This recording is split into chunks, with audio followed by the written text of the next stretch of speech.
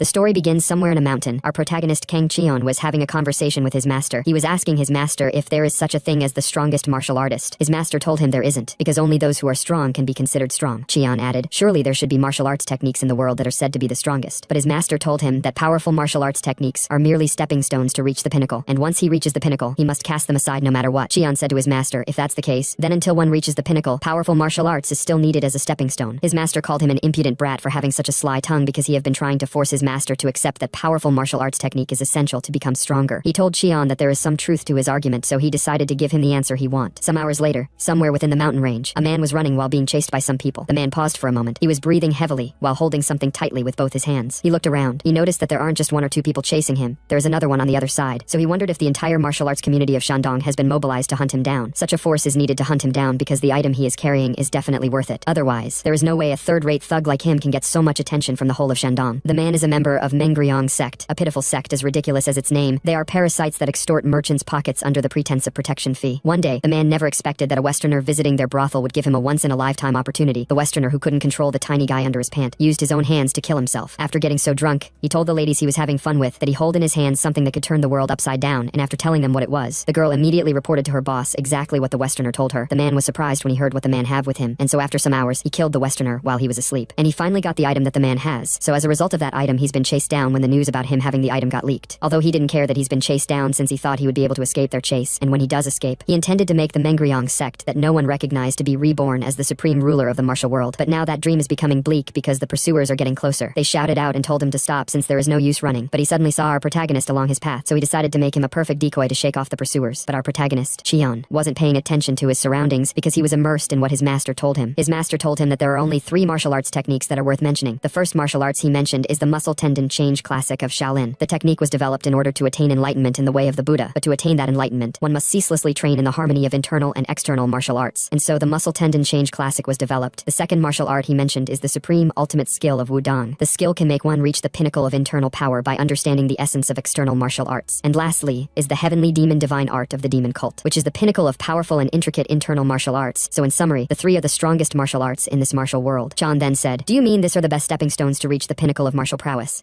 His master replied, yes, but he should remember that in the end they are just stepping stones. Cheon then asked his master if he mean that the heavenly demon's divine art that invaded the martial world and nearly brought it to ruin 60 years ago is just a mere stepping stone. If that's the case, he asked his master if the martial arts he is learning from him is also a stepping stone. His master replied, of course it's the strongest of them all, and it's not just a mere stepping stone. Cheon was like, but you just said a while ago that there is no strongest martial arts. He then asked his master for the reason why he said the martial arts he is teaching him is the strongest. His master replied, because I have tried them all. Cheon was like, are you for real right now? He boastfully replied, yes, I have tried them all myself. Cheon was like, meh, master must be crazy for saying something like that. And now his master told him to leave the mountain in order to hone his skills and find the answer to reach the pinnacle of martial arts. He was a bit disappointed because the time he have wasted all this years feels like regret. But suddenly while he was in daze, the man that was being chased stopped him. He then threw the bag he was holding at Cheon. He told Cheon to keep it safe since it's important, but his intentions from the start was to use Cheon as a scapegoat, and so he ran away in the other direction. The guys who were chasing him earlier realized that he just passed something to Cheon, so they decided to split their force in 2. The first force were instructed to chase down the man, and those that are left went to confront Cheon. What they were chasing the man for was to take the blood demon jade that was with him, and now they suspected Cheon to be part of the same group as the man, since they thought what the man gave Cheon was the blood demon jade. The last guy then told them that they should take Cheon down whether they're part of the same group or not. Sean, who have no idea what the hell was going on, saw the group of men approaching him, but he later realized that they were after the box wrapped in the cloth. Although he doubted his master when his master told him that he is learning the strongest martial art, but he decided to test what he had learned all this time, and to see if his master was telling the truth or not. And now some scapegoat have appeared before him. So he decided to make them his first prey upon leaving the mountain and entering the martial world. He wondered if there is anyone among the pursuers that have mastered the 3 ultimate martial art that his master talked about, although there wasn't anyone particularly strong among them. But he decided to tread carefully because they might be hiding their skill on purpose, because according to his master, those who have reached the peak often appear as if they know nothing about martial arts. A man among the pursuers stepped forward. He told Cheon that it seems like he have gotten himself involved in a troublesome situation. The man then addressed himself as Zhang Samgun of the Shandong Yitai sect. Just from the way he touches his beard, you would know that the man is just a typical side character that would end up dying in the most worthless way possible. He told Cheon that it seems like an innocent person like him has fallen victim to the wicked schemes of a ruthless scoundrel. He then told Cheon to just return the item and continue on his way. In return, he would guarantee his safety in the name of his sect. But Qian had no idea what kind of crappy sect is Yitai sect, since he had never heard of it. At the same time, another group of people appeared. The man told the Yitai sect people that this place isn't a place for the likes of them to interfere. People were in shock to see the man. The man is Wang Dai of the Black Intention sect, although they were pissed at the fact that even the barbaric members of the Black Intention sect have come to take a piece of the pie. But they couldn't do anything because he isn't someone they can just mess with like that. Qian was like, what the hell is this all about for another sect to have arrived? Sam Gun vigorously told Wang that this matter is being closely watched by many martial arts sects in Shandong, as well as by the 9 great schools and various noble families, so the people of Black Intention sect shouldn't act recklessly, and they should know their place. But as the man was yapping, a sword energy was pierced through his forehead, creating a hole in his head, and so the typical side character died without even knowing how he died. Like for real, he was just yapping, acting high and mighty, as if he is some strong hidden boss or something. No one knew what the hell happened, but they thought Wang was the one who did it. Wang stuttered panically. He told them that they weren't the one who killed him, but one of the Yitai sect member angrily lashed out and he said, "Stop lying, vile Black Intention bastards. You guys don't even have the pride of a martial artist to have ambushed someone from behind." But the guy who was yapping was shot from the head from nowhere, and he was sent straight to the afterlife. Not just him, multiple bodies started falling down like rain. The main person behind the death then arrived. He told them all to stop talking and fight. Because a real martial artist fight with their strength, instead of flapping their mouth around. Shivers ran down through their spine as they saw the man. The man is Zhu Xiong, and he is popularly known as a demon. Wang, who has only an eye left with the face that is more ugly than that of a chimpanzee, stuttered. He politely said to Xiong while shivering all over, "How did you get here?" But Xiong gave him a death stare. He said to him, "How dare a wretch like you speak to me?" Of course, people like Wang are always useless as expected. They act strong to the weak, and cowardly to the strong. Song then told them all that he won't speak for long, but they should all get out of his sight before he opens his eyes and close it. As expected, the fool immediately ran away with his tail between his legs, but Xiong refused to just let him go like that. He then hit his leg on the ground with force. The stone on the ground rose up as they are being controlled by his energy, and so he kicked them all at once directly at Wang and his subordinates. The fool couldn't defend against such a simple attack, and he was knocked down together with his subordinates, while the remaining survivors ran away for their lives. Xiong laughed since the place had finally quieted down. He then said to Qian, "Hey country bumpkin, if you don't want to end up like them, just hand the item over." Qian broke the box open. He asked Song if he is talking about this small golden bottle. Song was surprised that Qian undid the seal of the box so easily, but he decided to keep his composure. He then said to Qian, "You have saved me some unnecessary effort. Now then hand it over." But to his surprise, Qian opened the bottle and drank it. He was so pissed, but he noticed that Qian looks like a rookie, so he smiled with evil intent, because there's no way Qian could fully absorb the blood demon essence. And just because he swallow it doesn't mean it has become his. At the same time, Qian licked his lip because the content in the bottle tastes like sweet. Xiong then said to himself, "One need the right internal energy to dissolve the blood demon essence, and his body's the perfect physique to absorb it, so he deems Qian to be just a vessel for the blood demon essence, since he doesn't have the necessary physique." And so he charged out with his hand filled with energy to go take Qian down. He was determined to chew and swallow every drop of Qian's bone marrow, but as he was about to land a hit, Qian looked at him as if he was looking at a pitiful fly with broken wings, and with just a swing of his hand, he was able to parry of the guy's attack without any internal energy imbued in his hand, as if the guy's punch was from a 2-year-old. If I was that guy, I would have stopped fighting, destroy my Dantia, and retire from the martial world to go live in the village because of such insult. But rather than doing that, he decided to continue fighting. He couldn't believe that Qian was able to block his Sagana, which is one of the 32 techniques of the sacred name's secret art. So he furiously told Qian that his Sagana has never missed its prey. Even those arrogant bastards from the Jegal family barely managed to block it, leaving scars all over their body. Like for real, why the hell is he lashing out at Qian? Or is he trying to tell Qian to stand still and embrace the punch? Qian threw the golden bottle. He was like, "Hey, you're too loud. Running your mouth like that doesn't prove you're really strong, so come at me with all you've got. That way I can test just how strong I really am." At that moment, Xiong was shivering all over because he thought Qian's strength was as a result of absorbing the blood demon essence. Let's talk about what the blood demon essence really is. The blood demon essence is a miraculous elixir made by gathering the vital blood of 100 martial arts masters and melting it down with the internal energy cultivation method of the blood demon, and it's said to have terrifying power.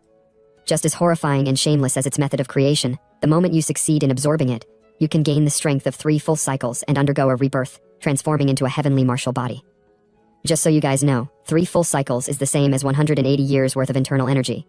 As the demonic cult continued to kidnap martial arts masters to use as ingredients for this cursed elixir, the Righteous Alliance launched a surprise attack on one of their factions, the Blood Sect. Only after a bloody battle and finally defeating them did the existence of the blood demon essence become known to the world, but whether in the hands of the righteous or evil, the blood demon essence would certainly drench the world in blood simply by its existence, and that blood demon essence has now appeared in Shandong.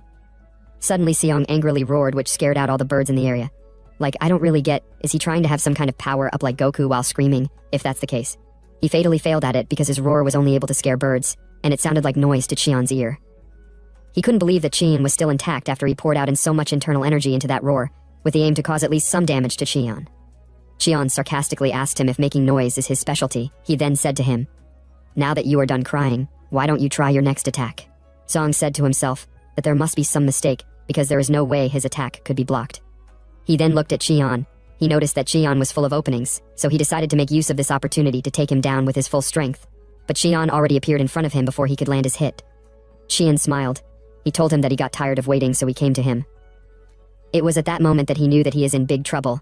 Cheon then struck him directly at his abdomen where his dantia is located. At the same time, at another scene, the man who was running earlier was finally killed, and on his hand is the same box that he gave to Cheon earlier. The people who killed him deemed his excessive greed to be the cause of his death, since the blood demon essence isn't something a guy like him could handle from the start. But suddenly, they heard a scream. They immediately noticed that the voice belonged to Seong. They deemed it quite surprising that someone as strong as him would be screaming out in pain like that, although he's wild, and an unruly guy with no real foundation. But his skills at least qualify him to go after the blood demon essence. But they didn't care about him. They decided to leave since they have secured the box, but to their surprise, Song's corpse was thrown at them with a big hole in his stomach, and his corpse rolled down the ground. They were surprised to see that Song was defeated, since Song wasn't someone to be taken down easily. Suddenly, they heard the footsteps of someone approaching them. That someone was no other than Cheon. Cheon was surprised to see another batch of people. One of the side characters then rudely asked Cheon to identify himself, but Cheon spoke back, "Who are you to speak to me rudely right off the bat?" The guy was like, presumptuous. He then said to Cheon, "How dare you show no respect when the future head of the Jagal family is here?" The so-called future head of Jagal family told the guy to stop talking. He then asked Cheon if he is the one that put Ju Seong in such state.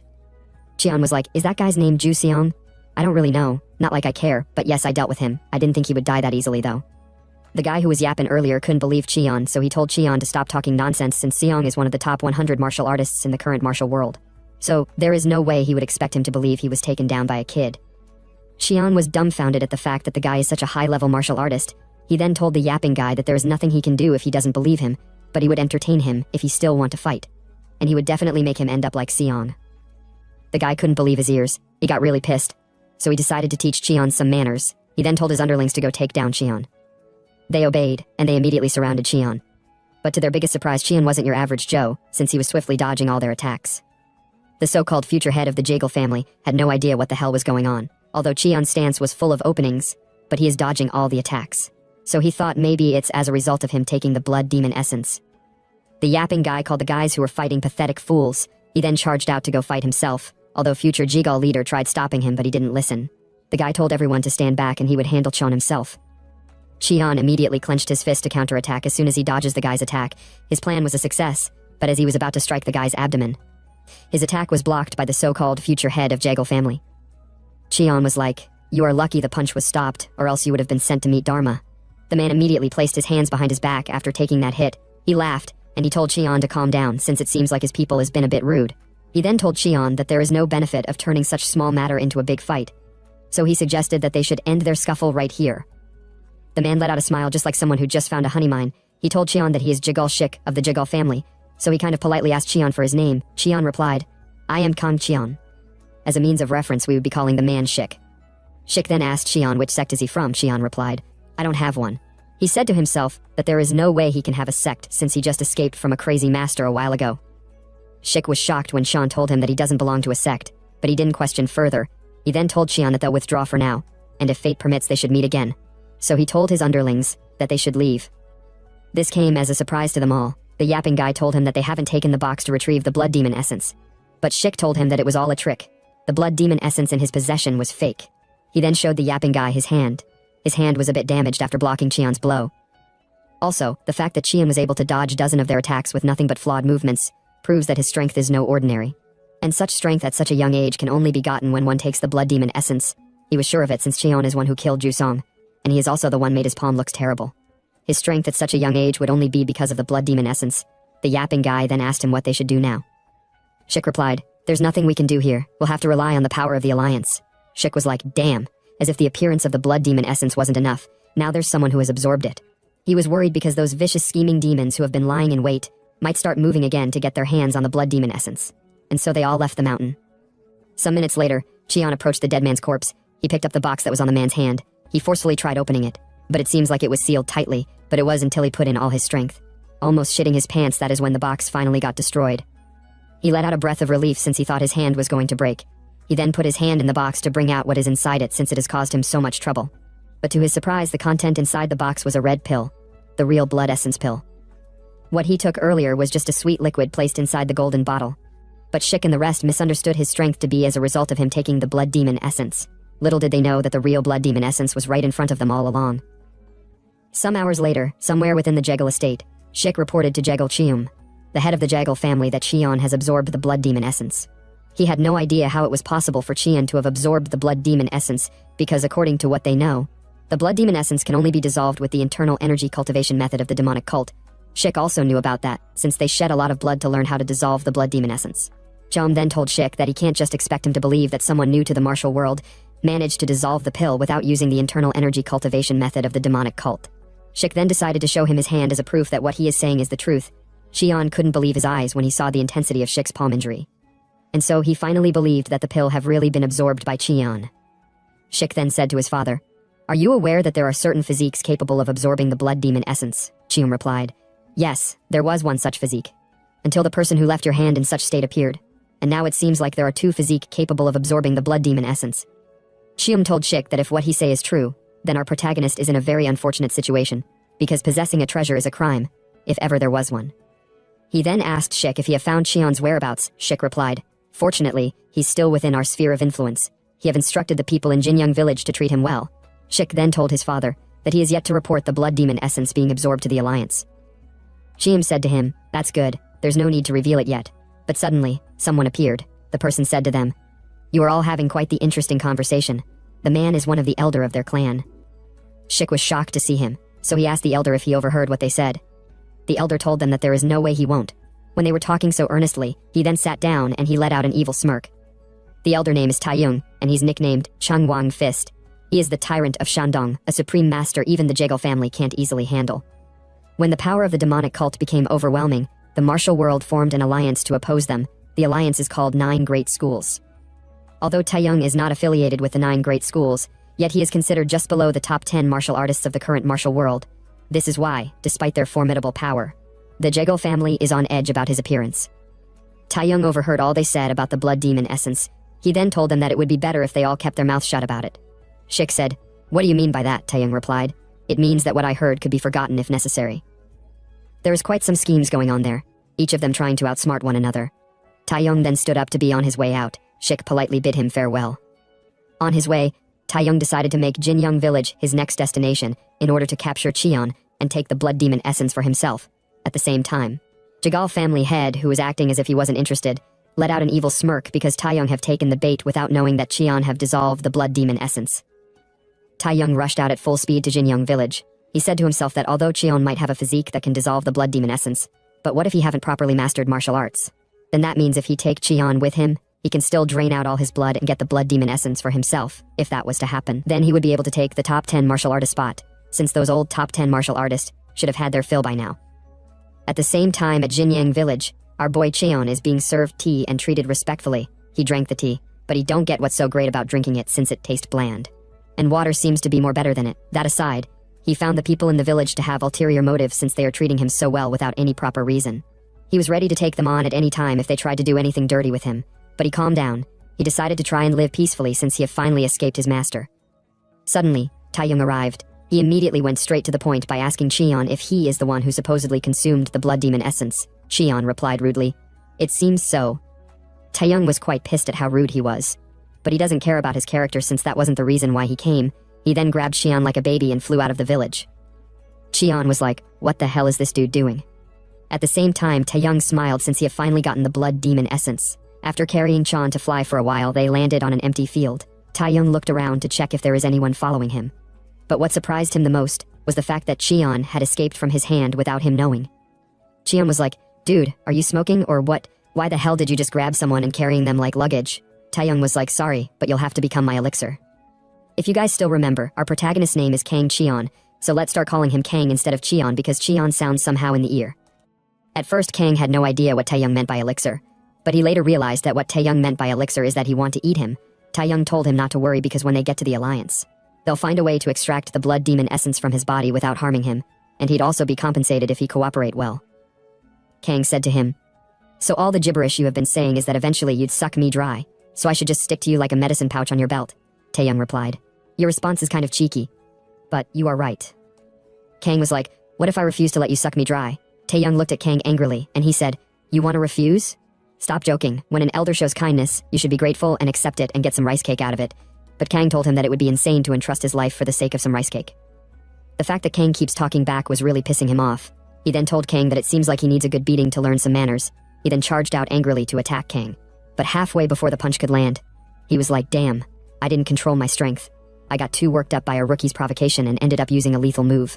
Such a disaster, since there's no point in taking a corpse back to extract the blood demon essence." But to his biggest surprise, Kang blocked his attack with one hand.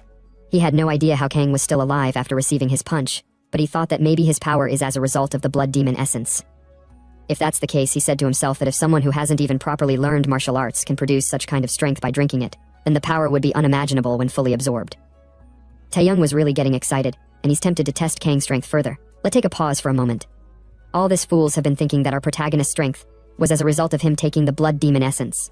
But what they did not know is that the blood demon essence pill is still with him, and he haven't taken it at all. He doesn't even know the purpose of the pill yet, since he is new to the martial world. He just took it and kept it in his pocket because people were fighting over it, so he deemed it as something that has a bit of value. Taeyong then activated his Changwang fist in order to test how strong Kang was. He then launched multiple jabs at Kang, but Kang confidently blocked all the attacks with ease. Taeyong continued testing out the limits of Kang's strength. He was impressed to see that even though Kang's movements are clearly those of a beginner, but he's managing to discern the strengths and weaknesses of his technique. But what surprised him now is that Kang's power is already surpassing his, and bang, Kang landed a punch on Taeyong's face. Taeyong immediately stepped back. He couldn't believe that Kang actually hit him. Kang was like, whoa. He was surprised that he landed a hit since he was just swinging randomly. At that moment, Taeyong realized that Kang's strength isn't from taking the elixir, because an elixir can't teach untrained martial arts skills, he said to himself. It must have just been pure luck that my reckless punch was able to hit its mark. He then said to Kang, "You've got quite the descent punch." Kang was like, "Oh, your mouth is still working." But Taeyong furiously told him to shut up, and he'd make sure he understand exactly who he have messed with. He said to himself that he'd have to beat some sense into Kang before he'd listen properly, because at this point, even if he have to kill him, knocking him down comes first. He then activated his Changwang fist. And so he launched multiple jabs at Kang again, but Kang wasn't scared one bit. At that moment, Kang remembered what his master told him while they were fishing. He asked his master if the strongest fist technique is that of Wudang, but his master looked at him without saying anything. Kang was like, yes, of course, excluding my master, is the strongest fist technique that of Wudang?" His master replied, "It wouldn't be an exaggeration to say that Wudang contains every method of using the body in its fist techniques." Kang had no idea what he meant by every method, so his master explained. He then said, "Because I have grasped the flow of power, power depends on who uses it and how they use it. If it flows straight, then it becomes the hard fist of Shaolin, which can shatter rocks. If it flows in a circular motion like a wave, it becomes the Wudang fist that can withstand a rock with just a small force." And so, Kang decided to see if he can put what he have learned to use. Standing in front of the punch that Taeyong was sending at him, he quickly found the weakness of his jabs, and he was able to offset his attacks, and bang, he sent Taeyong flying. Taeyong became furious, so he decided to take the fight seriously by powering up like Goku. The Changwang fist that Taeyong was using is rooted in Shaolin. Taeyong was among those called the Soka disciples. They are those who did not leave the temple and are taught by Shaolin. Taeyong once asked his master for the reason why he won't teach him the Yijin Jing. His master told him that there is no reason for him to achieve enlightenment in Buddhism, since he is a secular person. But Taeyong told his master that if he can become stronger than others, then he's willing to learn and understand it. His master angrily called him a fool for misinterpreting the teachings of Buddha, since Buddha have never taught someone to become stronger than others. But Taeyong took his master's words as nonsense, because to him, the logic of the world is that you have to win to become strong, and become strong to win. Taeyong was not satisfied with what he learned as a secular disciple, and he never stopped striving to become the best in the world, so starting from the foundation of Shaolin, he reached the pinnacle of his own martial arts through bloody research, and that is how he came up with Changwang Fist. Kang deemed the aura that Taeyong was exuding to be that of a master. He remembered his master telling him that the martial world is filled with people stronger than him at every step. And now he have come against someone that he deemed at least strong. After successful power-up, Taeyong charged out to attack Kang with the determination to tear him apart. But despite his power-up, Kang wasn't scared, because he doesn't consider Taeyong to be one of those stronger people that his master mentioned, and so he dodged Taeyong's punch. At that moment, Taeyong was sweating all over, and he couldn't believe that his Changwang heaven-splitting fist was dodged that easily. But what comes next was completely unexpected. Kang launched a direct blow to his abdomen just like how he had been doing to others. Taeyong couldn't believe that someone that is definitely new to the martial world, with clumsy technique and full of flaws, was able to easily dismantle his Changwang fist, which he perfected over a lifetime of practice. So he was like, who the hell is this monster? Taeyong immediately went down on his knees, groaning in pains, but Kang didn't stop his attack. He grabbed his head, used his knees to land a fatal hit directly on his face, and he immediately went unconscious. After some minutes, Kang woke him up, and his face was looking all beat up as if he was stung by a bee. He had no idea what the hell happened. The only thing he could remember was him trying to use the Changwang heaven-splitting fist on Kang. Only to be countered, he thought he was dreaming since there is no way him, the master of the Changwang fist, would fall to someone so young, and so he tried standing up, but to his surprise he coughed out a huge ton of blood. Kang told him that he should better not push himself, because he have placed a restriction that will shatter his Dantian if he make a wrong move. He told Taeyong that the restriction he used on him is the one his master always used whenever he tried to escape. Taeyong was like, what kind of trick did you use, since restrictions aren't something just anyone can place, and especially not on the body of a master like him? But Kang wasn't interested in his bullshit. He then stepped on his chest with force. He told Taeyong that he seems to be mistaken about something. He told him that he's not as nice as he look, because he had been tormented by his crazy master his whole life. So if possible, he'd appreciate it if he didn't get on his nerves, and so he removed his leg from Taeyong's chest. Taeyong then said, what do you want? Kang smiled since he's now asking the right question. He then said, from now on you are mine. This, our protagonist, seems to be giving gay vibes. I never expected him to have a fetish for muscle men. Some hours later, in the Jaegel mansion, Xiom and Shik were scheming and plotting with each other. They were talking about negotiating with Taeyong when he obtains the blood demon essence, over the secret of absorbing energy. They deemed it as a good bargaining chip, since the secret of absorbing energy is something Taeyong desperately desires. Xiom was like, indeed, Taeyong is someone who would definitely sell his soul if it meant reaching the top 10 martial artists, and their Jaegel family is willing to buy his soul. Shik added, if we could hold the leash of a top 10 master-level hunting dog and clear the path ahead, then becoming the leader of the alliance of noble families wouldn't be far off. Their schemes and plot were already becoming intense, but they have no idea what is in store for them. Suddenly, someone announced that Taeyong has returned. Shik smiled because it seems like Taeyong have secured the blood demon essence, and so they went out to meet Taeyong. They were surprised to see how beat up Taeyong's face was, so they asked what happened, but Taeyong didn't reply. Rather, Taeyong told them that from now on, he have decided to take Kang as his disciple. Kang then said politely, I am Kang Cheon, please take care of me seniors, but Shik and Xiom wasn't happy about it since it seems like they have been outplayed. Let's go back to the time before they arrived at Jagal Estate. Kang told Taeyong that he should become his subordinate, since it's the natural cause of someone that has been defeated. Besides, he hold his life in his hands. He told Taeyong that he have made it so that he must receive the Chugungwa blood extraction from him once a month, or else he would end up dying. But Taeyong laughed out loud. He told Kang that he might as well kill him. He then said, you may not know this because you're stuck in the mountain, but my name Taeyong is widely known as just below the top 10 martial artists in the world. So there is no way you'd expect me to serve a young green brat like you just to keep my life. He added, saying, dying a disgraceful death on the streets would be a more honorable end for a martial artist than becoming such a laughing stock. Kang said to him, you martial artists are really something else. You value your precious life far less than meaningless name. But I understand how you feel because I wouldn't want to tarnish the name Taeyong even if I make you my subordinate since he need his name for a reason. He then told Taeyong that he can make him stronger, so he should reconsider his offer. Back at the Jaegel clan, Shik and Xiom were angry at the fact that Taeyong chose Kang as his disciple. They thought Taeyong was just a brute, who only knew how to use force, but they never expected him to use his brain. Shik then said, now that Taeyong, who's close to being one of the top 10 martial artists, has secured a young disciple who swallowed the blood demon essence, and with his name Changwang Fist, he can build power. Xiom angrily slammed the table because if Taeyong power increases, then they'd be nothing more than dogs chasing after chickens, and their plan to put a leash on him would completely fall apart. Shik then told his father that there is still a way out. The way out that he was talking about was to snatch Taeyong's disciple, and they hope he's not a loyal disciple. The way out that he was talking about was to snatch Taeyong's disciple, and they hope he's not a loyal disciple. At another scene, inside a rundown wooden house, Kang was meditating before he was called by someone outside. The person told him that Shik wishes to see him for a moment, and he'd like to meet him alone. Kang said to himself, why did he want to meet me alone? He's giving gay vibes, and it seems like that sly old fox must be planning to sow discord. He then followed the person who came to call him to go and meet Shik. At the same time Taeyong saw them leaving, he was pissed because those Jaegel cunny foxes are up to something. They arrived at Jagal Mansion after walking for some minutes. Kang asked him for the reason why he called him so late at night. Kang added, saying, I don't think my master would be pleased to see us meeting like this. Shik said to himself that Kang is sure loyal for someone who hasn't even been a disciple for a day. He told Kang that he would get straight to the point since he don't have much time. He then said to Kang, Rather than training under Taeyong, why not join our Jagal family?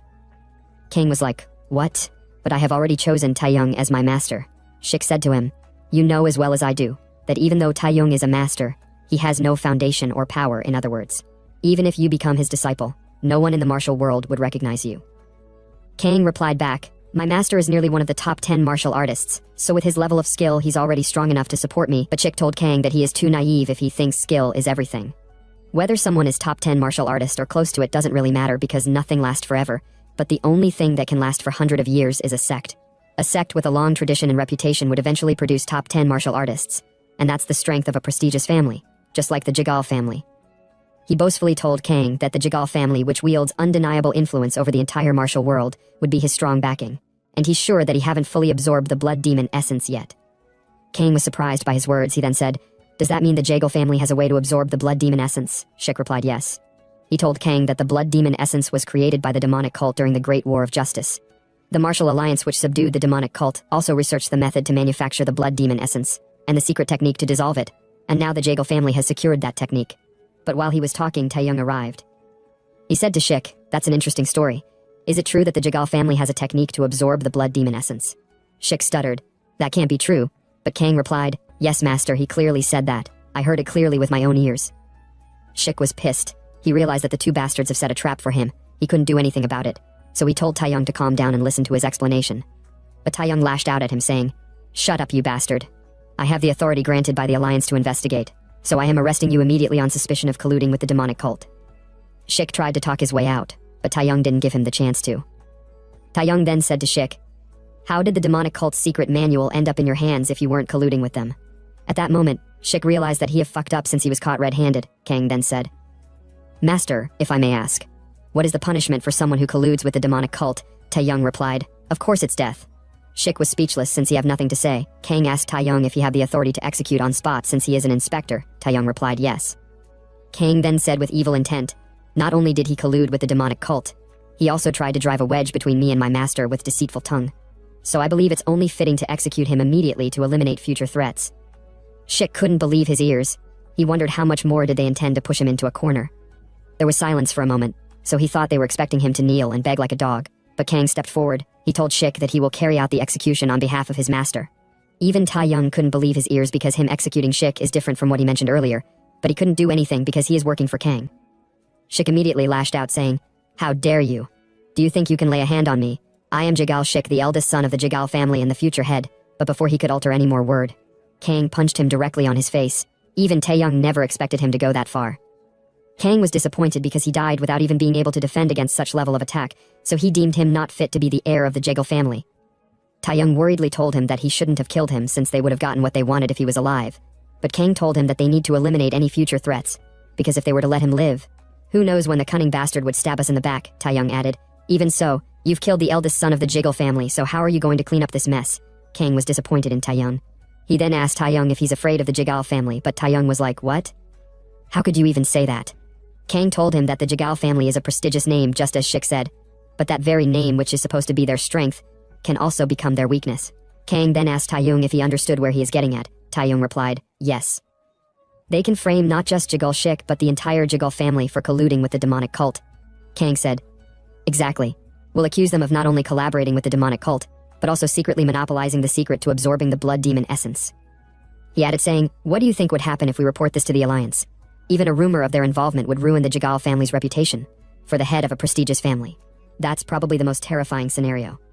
Taeyong told him that, although he might be right, but Jagal Cheom has lost his eldest son, so as a father who's lost his family's future, his instinct will be to seek revenge first. Kang then said to him, that so-called future head only holds value if the Jagal family's name is preserved, so he asked Taeyong if he want to bet whether Jagal Cheom will prioritize revenge for his eldest son, or the honor of his family, but Taeyong couldn't reply. Kang then told him to better handle the situation well, unless he want to fight the entire Jagal family since the old man will be here soon, probably in blind rage. Taeyong was pissed since Kang was the one who made the mess, and now he want him to clean it, but he couldn't complain because his life is on Kang's hand. Some unknown time later, Jagal Cheom arrived on site together with his family martial artist. He was really angry and furious when he saw his dead son's cold corpse with a distorted face. He then asked Taeyong the inspector, why is his son dead? Taeyong replied, He was executed. Cheom looked at him while trembling all over. He told Taeyong that even if he is an inspector, he should at least assess the crime first, rather than carrying out an unjustified execution. Taeyong told him that his son confessed to colluding with the demonic cult. Cheom was shocked upon hearing what he said, but he kept his composure intact. He shouted at Taeyong to shut up. He told Taeyong that not only did he kill his son, but now he's trying to pin baseless accusations on him, and so he told Taeyong and Kang that none of them would be leaving the place alive tonight. The guards immediately unsheathed their swords. He then ordered them to kill the two of them, but before they could get any closer, Taeyong stepped forward with his feet imbued with energy. And with just a stomp on the ground, he was able to take down all the guards without killing them. He then said to them, "Everyone here knows that my disciple here consumed the demonic cult's elixir, the blood demon essence. Yet just a moment ago, Jagal Shik sent someone to summon his disciple, claiming that the Jagal family had secured the secret technique to fully absorb the blood demon essence and offering to bring him into the Jagal family." Chom lashed out. He told Taeyong to stop saying lies, but Taeyong didn't say anything. Rather, he looked at the two guards of Jagal Shik. The two couldn't refute what he said because they knew he was telling the truth. Taeyong then said with vigor, "As an inspector of the Alliance, I ask the Jagal family this. How did a secret manual of the demonic cult end up in the Jagal family's possession? Answer me, Jagal Cheom. Why are you keeping such a dangerous text?" But Cheom couldn't reply since he knew that Taeyong's claim was right, so he told Taeyong that it seems there's some misunderstanding. Taeyong then told the people of Jagal family to listen well and make their choice. Will they oppose him and live on as a family that betrayed the martial alliance? Or will they cooperate to clear their name from the stigma of colluding with the demonic cult? They all couldn't reply, and since they don't want their family name to be tarnished, Cheom told them all to sheathe their swords, and just like that, Kang took out one of his threat without suffering any loss. 4 days later, on a particular sea, a ship was being attacked by pirates. The pirates made an announcement that from now on the ship belongs to the Surojai, and if they want to live, they should drop all their cargo. There was a man on the ship who refused to drop his belongings, but as he was about to get killed by one of the pirates, the pirate hand was chopped off without him knowing who did it, screaming out in pain. The leader of the pirate arrived not knowing what was going on, but when they all looked up, they saw the girl who cut off one of their members' arm. She was looking so cute and beautiful, maybe she's a waifu candidate. The pirate leader told the lady that he is the master of the Jianggang waterway, Sol Yong-han. Sol Yong then said to lady, "You seem to have some martial arts training. What's your name? It would be nice if you came from a prominent family so I could get a good ransom." She told him that knowing her name won't do him any good. After all, they are going to end up as fish food today. The pirates all laughed out loud at her joke. She then told Sol Yong that since he have introduced himself, it's only polite to respond in kind, but he should please remember it well even in the afterlife. She then told them that her name is Li Jichong, and as soon as she told them her name, they all charged out to attack her. A few hours later at Hyungju, Taeyong and Kang sat on a chair together with other audiences. Taeyong saw Kang looking around confused, so he laughed happily. Kang asked him for the reason why he is laughing, he replied. For a country bumpkin like him, it must be overwhelming to realize that he's standing in Hyungju, the city known as the heart under the sky. Kang was a bit pissed, so he activated the restriction place on Taeyong, which made him feel pain. Taeyong told him to stop since he was just joking. Kang then asked him why the hell are they here in the first place. Taeyong told him that Hyungju is where the Martial Alliance's headquarters is located, and as an inspector of the Alliance, he have to report what happened with the Jegal family. So regardless of the fact that they have something on them, he still need to report the reason for killing the heir of the Jegal family. But Kang told him that he have already heard that on their way to Hyungju. But what he still haven't know is why they are sitting here and watching that weird guy's match. Taeyong replied, he told Kang that he's the official witness for today's match and there's someone he really want him to see. He told Kang that the person he want him to see is Li Jichong. But Kang had no idea who the hell that is. He then asked Kang if he have at least heard of Shinwu, the best sword of Hwasan, but Kang couldn't recall ever hearing such name nor title. Taeyong was really pissed at how foolish Kang was, so he told Kang with vigor that Shinwu is the best sword of Hwasan. He's said to be among the strongest among those who didn't make it into the top 10 martial artists. Some even say that his skill rivals that of the top 10 martial artists.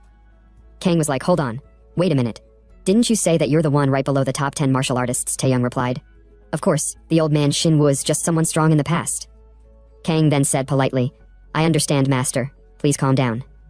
Taeyong sat down. He told Kang that Shinwu is the master of a disciple that he have been raising with all his might, and he's the future of Hwasan. He could be his competitor when the time for competing for a spot among the top 10 martial artists of the next generation comes. Kang smiled. He said to himself that he would sure remember the name Li Jichong. At the same time the weird guy on the arena approached them, he greeted Inspector Taeyong. He told Taeyong that if he permit him, he would like to challenge his disciple to a match. You see, guys like this are side characters, or let's say, they are worthless scums who think they are the strongest, and they always die in the most useless way possible.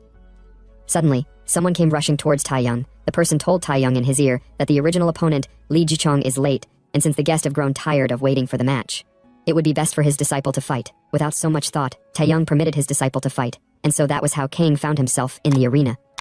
Kang told the guy that won't he be put at a disadvantage if he end up fighting 2 matches in a row, The guy told Kang that it doesn't matter, he'll just consider his match with him as a warm-up. Kang was a bit pissed since the guy was looking down on him. Taeyong said to himself that the guy whose name is Jomgangjo Madan is the top disciple of the dark spirit Huigon, and now a disciple of Huigon who is one of top 10 martial artists, is fighting against his disciple. Although if Kang was to win, his reputation would rise as well, but for some reason he feel like rooting for Madan. Kang told Madan that he would make sure not to hurt him since it's just a warm-up, but Madan told Kang that although he's taking their fight as a warm-up, but he's not planning on being so kind since he never learned how to fight without killing his opponent. He then activated his claw, which is his weapon. At the same time, Kang was ready to make him regret his words, so as soon as the drum sounded, their battle began. Madan immediately took an offensive stance, but Kang was busy doing some weird stance. Even the audience were laughing at him for doing such a stupid stance. They were laughing and making mockery of him for being an unworthy disciple of Taeyong's. Even Taeyong himself was quite pissed. He couldn't believe that Kang was able to block and dodge his move with that sloppy stance. But he said to himself that if Madan dares underestimate Kang, it'd cost him big time. Madan said to himself that he heard Kang is new to the martial world, and that he swallowed the blood demon essence. So he decided to make sure that Kang pay the price for recklessly stepping into the martial world without any proper skills. He then charged out to attack Kang with the aim to kill. The audience were surprised to see that he really intended to kill Kang despite it being a warm-up match. And as soon as he landed his hit, he thought he was successful at taking down Kang. But to his surprise, Kang dodged his attack by jumping mid-air. The crowds couldn't believe their eyes, but Taeyong already expected him not to lose the fight. Madan had no idea what the hell was going on, nor how Kang was able to dodge his attack.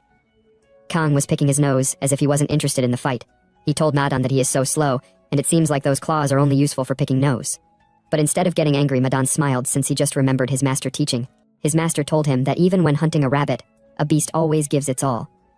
He then said to Kang, "Not bad, but this time, you'll need to give it your all if you want to survive against me." But Kang confidently told him that if he was to give it his all, his life would be in danger. Madan activated his claw, and he told Kang to stop talking and he should take the fight seriously, so he charged out to attack, but Kang was able to dodge his strike. Although he was surprised for the second time that Kang was able to dodge his attack again, but this time around his strike aren't over. He then launched multiple strikes, and he was confident that Kang won't be able to escape his grasp, but he was still unable to land a hit on Kang. The audience was surprised at how fast he was. They had no idea if he dodged the attack or if he got hit, but since he is still moving, that means he's dodging the attack, although Kang was dodging the attack. But he was quite pissed since the guy didn't come here for a match, but he came to kill, since his strikes are all lethal moves. Madan was already finding the spar to be difficult, and he was like, what kind of training did Kang go through to be this fast?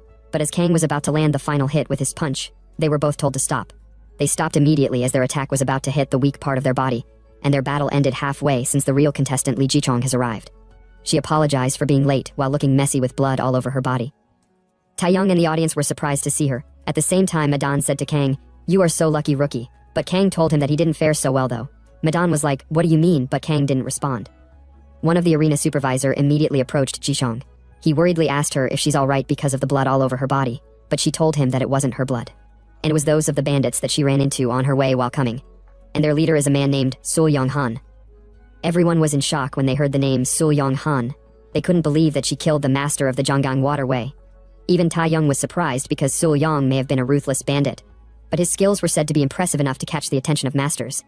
But Kang told Taeyong he isn't interested in knowing the guy, so he should keep his explanation to himself. Taeyong lashed out while telling Kang that he lacks the proper attitude to learn.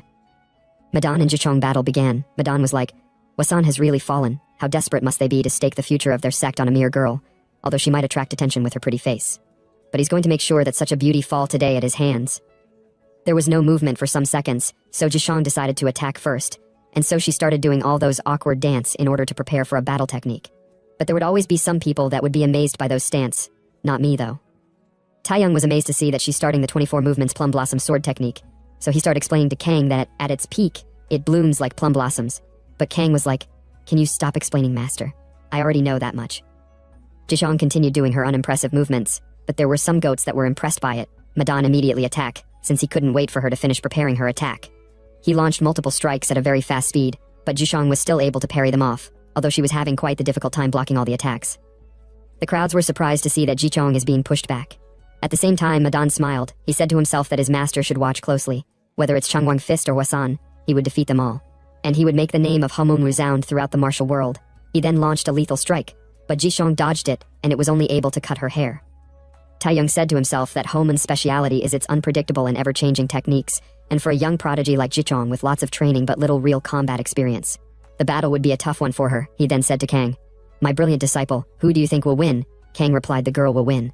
Taeyong was surprised by what he said, because the girl is being completely overwhelmed, but Kang told him that although she's overwhelmed, but she's still blocking all the attacks.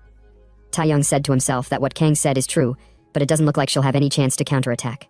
Kang then said, "It's about time," and as soon as he said that, Madan felt something strange. It was as if his body wasn't in rhythm with him. Zhishang, who noticed his weak moments, immediately activated her technique by doing her weird movements, and bang, she struck Madan, but Madan was able to block it. The girl didn't stop at that. And as she was about to launch another strike, she noticed that something was wrong with Madan. So she immediately retracted her sword, and to her surprise, Madan coughed out a huge amount of blood. Taeyong couldn't believe his eyes. Kang then said, "It's happened exactly as I planned. Madan should have gauged his opponent better and act more cautiously." At first, Taeyong had no idea what he meant, but he realized that Kang was the reason why he coughed out such amount of blood because of the punch earlier that almost hit Madan's abdomen. And so the prideful guy died in the most useless way possible, without even knowing what exactly happened. The audience were in disbelief at the fact that Madan lost the spar. Even Zhishang couldn't believe it herself. Some hours later, at another scene in Haomun's sect, Madan's corpse was brought back to his sect to be inspected. His master told them to take off the cover from his body to see his cause of death. They did as instructed. And when the cover was removed, the master saw that a hole was made in his abdomen. He touched Madan's forehead, and he asked them what the cause of his death was. One of the inspectors replied, "Well, I can't be sure," the other inspector added, "from what he saw. Madan collapsed and was spitting blood during the match, so he suspected that it might have been due to the opponent's internal energy technique." The man then asked them if Jichang used internal energy, but the inspector was unable to reply. The man was really pissed, but he calmed down. He then told the inspectors to ensure that no details are overlooked in the funeral arrangements. They replied, "Yes, master." As the man was heading out, he said to himself that Madan wasn't someone weak. He could have held his own against anyone in real combat, yet he lost to a novice from Hwasan. And on top of that, he was taken down by internal energy. He was really pissed to the extent that he scratched the walls with his hands. He couldn't believe that Hwasan has reached such a level. Same night, in the Miram Alliance, Taeyong and Kang was having a conversation. Kang told Taeyong that deaths can occur during matches. He then told Taeyong not to be pretending as if he is worried about Madan's death since it doesn't suit him. But Taeyong told him, even so. He didn't expect his death because the aim of the spar was to prevent such incidents by having only the senior disciples from each faction compete in order to prevent accidents. But Kang told him that if Madan had won, Zhishang would have been dead. Taeyong was like, whatever. He then told Kang not to act recklessly since the atmosphere is tense. Kang said to him, "Why should I do that?" Taeyong didn't reply at first, but he shyly replied, "Because you're too strong." Even him don't want to admit it. He then told Kang that standing out won't do him any good. Kang looked at him and he was like, "Hey, aren't you too immersed in playing the master?" Taeyong couldn't believe his ears. Kang then stood up. He told Taeyong not to overstep. He'd handle his own affairs, and so he left. But on his way, he thanked Taeyong for the advice. Taeyong was quite pissed at himself since he doesn't know why he's even worried about Kang. He was like, just go ahead and die already. At another scene, inside the Martial Arts Alliance banquet hall, while everyone was enjoying themselves, Zhishang stepped out of the hall. She wasn't happy about her victory against Madan, because she knows he didn't die because of her attack. She suddenly remembered Kang almost landing his punch at Madan, so she suspected Kang, the person who is the disciple of Taeyong, to be the cause of Madan's death. But while she was thinking, she saw Kang walking through the street. At the same time, the sect leader of Haomun was watching her from the roof of a building, with his eyes filled with murderous aura. As Kang was walking through the street, he was impressed at how beautiful and lively it was. He was like, no wonder it's called Hyungju, the city beneath the sky. It sure lives up to its reputation. He said to himself that the city really makes him feel like he have finally escaped his master, but he have no idea what to do now, since he have never experienced the secular world. He doesn't even know how to enjoy himself properly since there is nothing he knows of, so he decided to just watch people because he thinks it should be the most entertaining thing to do. At the same time, Jichang was following him. She said to herself that the guy seems to be the disciple of Changguang Fist Taeyong, and since she's unable to use Lightfoot Qinggong because of the crowd, she decided to follow the alley, but she suddenly felt a very dark energy, and the next thing that happened was finding herself in a pitch-dark space. She panically looked around since she had no idea what was going on. A voice from within the dark said to her, "To be caught by such a simple trap shows that you are really just a rookie." Jishong immediately asked for the person's identity, but the person told her that she is in no position to ask questions. Rather, she would be the one doing the answering. The person then asked her what technique did she use to kill Madan, but she had no idea what he was talking about. Due to the fact that he asked her about the death of Madan, she got a hint of who the person might be. So she said to the person, "Are you the elder Amyangsu Huigon?" But the person told her to just answer the question. As a means of reference, we would be calling the man Huigon. Huigon then asked her again, "When you killed Madan, did you use internal chi manipulation?" She replied, "No, I didn't." Huigon suddenly got pissed since he thought she was lying, so he attacked her with his energy. At that moment she was unable to move. Huigon then appeared before her. She said to him as soon as he revealed his identity, "What is a top 10 martial artist like you doing by attacking a weak girl?" But he didn't respond. Rather, he grabbed her neck tightly. He told her that she possesses extraordinary beauty, and he believed that Madan was bewitched by her face. Zhishong said to him, "It is not like my beauty is a crime since Homun also specializes in using beauty to deceive someone." He called her a cheeky brat, because she wasn't begging in such situation where she should be begging for her life. Zhishong told him to do his worst because at Hwasun they don't teach such things like begging. Huigon got really pissed by her stubborn attitude. He told her that if dying is your wish, then he'll grant it for her, and his disciple would be waiting for her in the afterlife. His grip became more tight, and as she was about to die due to lack of oxygen, Huigon noticed that something was wrong, and to his surprise, his dark territory was shattered. And as soon as the thing that tied her got loosened, Zhishong immediately did a backflip to escape Huigon's grip, breathing heavily in the process. The person who shattered Huigon territory then said to him, "You trying such filthy tricks suit your looks better." Huigon turned around, and he was surprised to see the person that was covered all through in a black cloak. He then activated his energy on his finger, and he flicked it towards the person's location, but the person was fast enough to dodge it, and in the process the attack shattered the place he was standing on. The person jumped very high up the moon. He then landed in front of Huigon. He told Huigon that harassing a woman in the middle of the night isn't something an honorable martial artist would do. Unless he must be a worthless bastard with no honor, but Huigon angrily said to him, "Shut up, you scoundrel." He then sent an attack from his fingers towards the person. But the person swiftly dodged and parried off his attack, with the aim to counterattack, although the counterattack was quite unexpected, but Huigon was able to block the strike. The force that came from their clash was quite intense. Even Zhishong was finding it hard to stand her ground. She wondered who that person was since the person is fighting on equal terms with a top 10 martial artist. The person then launched another punch, but Huigon still blocked it. Huigon then activated his territory and he immediately disappeared into it. The person knew that Huigon was trying to use his dirty tricks again, so he was prepared for anything that would happen. As expected, Huigon launched an attack from within the shadows, but the person was able to block everything, even counterattacking in the process. The person then jumped up with force, and with just a single punch, he was able to shatter Huigon's shadow territory. The person asked Huigon if the only way he can fight is by hiding in the shadows, but since Huigon didn't reply, he decided to go into the shadows himself. Huigon then said to the person, "So it was you who killed Madan." The person was like, "Ah, so that arrogant guy was your disciple. It's not like I expected much from him because I had a feeling he was no good. Like master, like disciple." Huigon smirked. He told the person that he is indeed strong. It's to be expected that his disciple would die since he didn't stand a chance against him from the very beginning. He then said to the person, "It's quite bold of you to have walked into a death trap while knowing how strong you are." He told the person that he shouldn't have stepped into the shadows, because a true master never fights on an unfavorable stage. He then activated his energy around the person's body, but the person wasn't your average Joe, so he forcibly freed himself from the binding, at the same time destroying Huigon's shadow territory. The person told Huigon that he's tired of his petty tricks, so he should use a better skill if he claims to be a top 10 martial artist. Although Huigon was pissed, but he knows he can't defeat the person with just petty trick, so he decided to make use of his ultimate technique, the 18 shadow technique. Zhishong, who noticed the technique he was using, immediately warned the person to be careful, since the technique isn't to be taken lightly. At the same time, Huigon finished preparing his attack, and he launched it directly at the person. There were multiple shadow hands that were sent to Huigon. Zhishong thought the situation was dangerous, so she decided to go and help, but she was surprised to see that the person was countering the 18 shadow technique. He countered it all, and he immediately went to counterattack by launching a swift strike with his hand, but Huigon parried it off with his hand, and he immediately went to hide in the shadows again. But to the person's surprise, something unexpected happened. He realized that Huigon isn't just hiding in the darkness, rather he has become one with the shadows to attack. The person deemed such a feat to be fascinating. But he wasn't scared either. He went ahead to confront the shadow, and he was successfully able to block and parry off Huigon's attack. Huigon never expected his ultimate attack to be blocked so easily. He then said to the person, "Who are you exactly?" The person replied, "If I were going to answer that, do you think I'd be hiding my face?" Huigon didn't say anything. He then looked back. He angrily told Zhichong that she got lucky today. He then left in the shadows. The person also decided it's time for him to leave, but he was stopped by Zhishong. She thanked him for saving him, or else she would have been killed today. She was like, "I don't know how I'll ever repay this debt." The person was like, well, I wouldn't go that far." Seriously speaking, why did he have to think that deep?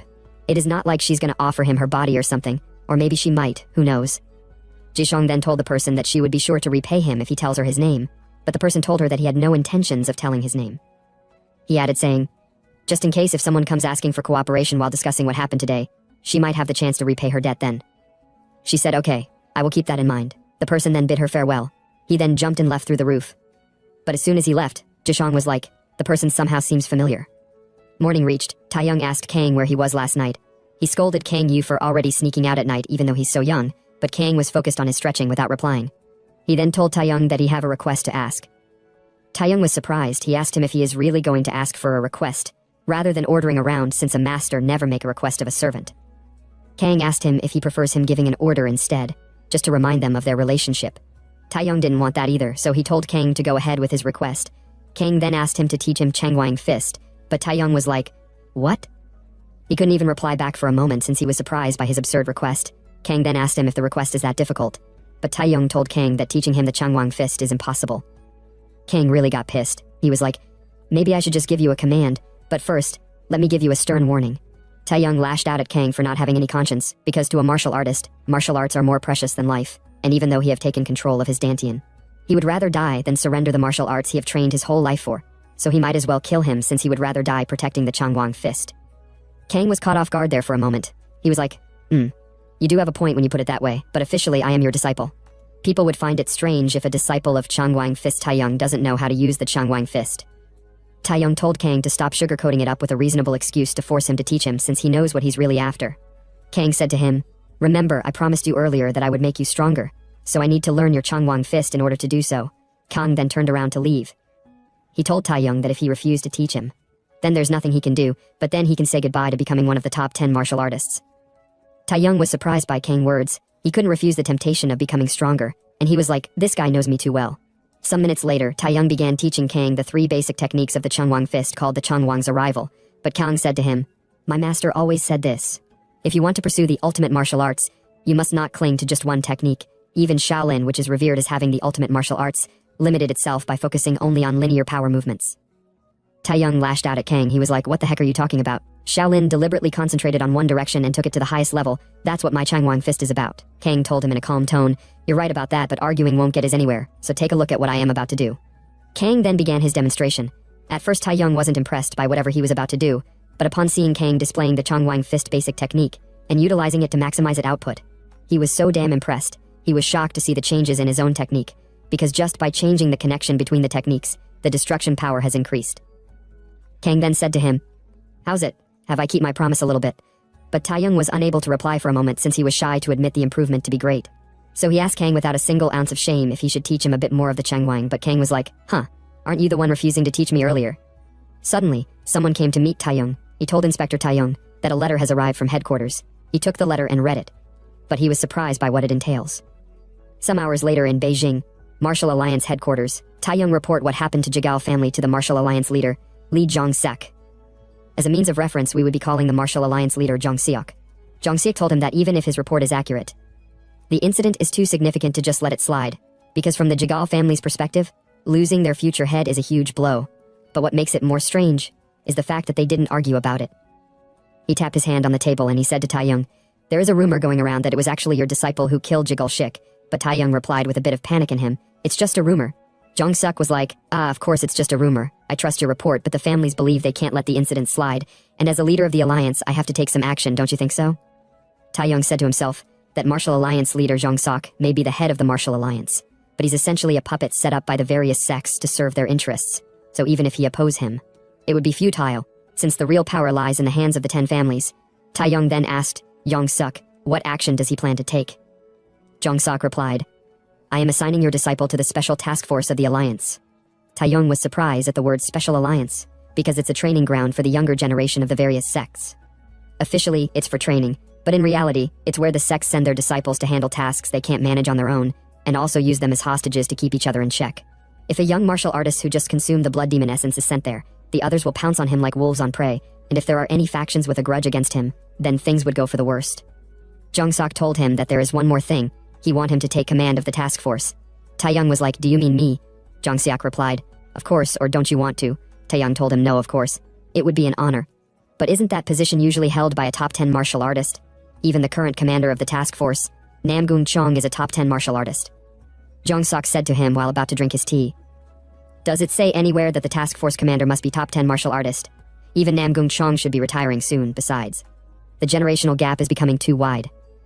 Taeyong said to himself that what Zhongseok said is nothing but a convenient excuse, since he's planning to throw Chong into the mix, while knowing it will cause trouble. And he wants him to clean it, so whatever happens, the blame will fall on him. What a cunning man indeed. Zhongseok then told him that once Namgung Chong returns, he'd hand over command to him, so he told Taeyong to be prepared. Taeyong was like, "What's Namgung Chong doing in Henan?" Zhongseok replied, "There are rumors that remnants of the demonic cult have appeared." Taeyong said to him, "If they're just remnants, there's no need for an old man like him to go out personally." Or is there something I don't know about? Jong Seok replied, there have been reports of Jiangxi appearing, and it might even be a poisoned Jiangxi. So Namgung Chong has taken the first squad of the task force to eliminate them.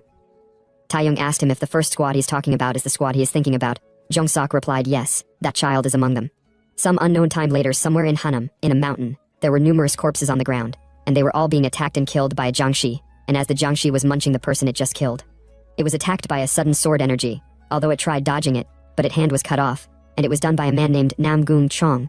Chong was pissed since the demonic cult bastards have finally created a monster. The Jiangxi rushed to attack with it one hand. Such a monster would still try to bite even if all its limbs are severed, and the only way to kill it is by cutting off its head to incapacitate it. And so Chong chopped its head down, but it was still struggling, so Chong pierced its head with his sword. Chong was like, true to its name, it's relentless to the end. He then asked his underlings how many poisoned Jiangxi are left. The person told him that they have dealt with 2, so there's 1 more left. Suddenly, someone came rushing over. He told Commander Chong that he should come take a look at something. After walking for a while, they arrived at a place where a Jiangxi was killed. Chong was surprised to see the Jiangxi corpse, but he deduced that it must be the doing of the kid named Sanyon Rin. The kid is known as the hope of the martial world who might break the top 10 masters system that have lasted for decades, and the guy is known as the next generation greatest martial artist. Honestly, I don't know why the guy is jumping up to the sky. Maybe it seems like he is fighting something in the sky. Some unknown hours later, at the Special Task Force training ground, many martial artists were training, but as soon as a guy came over, they started covering their nose because he smells quite bad. Even the guy didn't realize he was smelling until he smelled himself, so he immediately apologized shyly.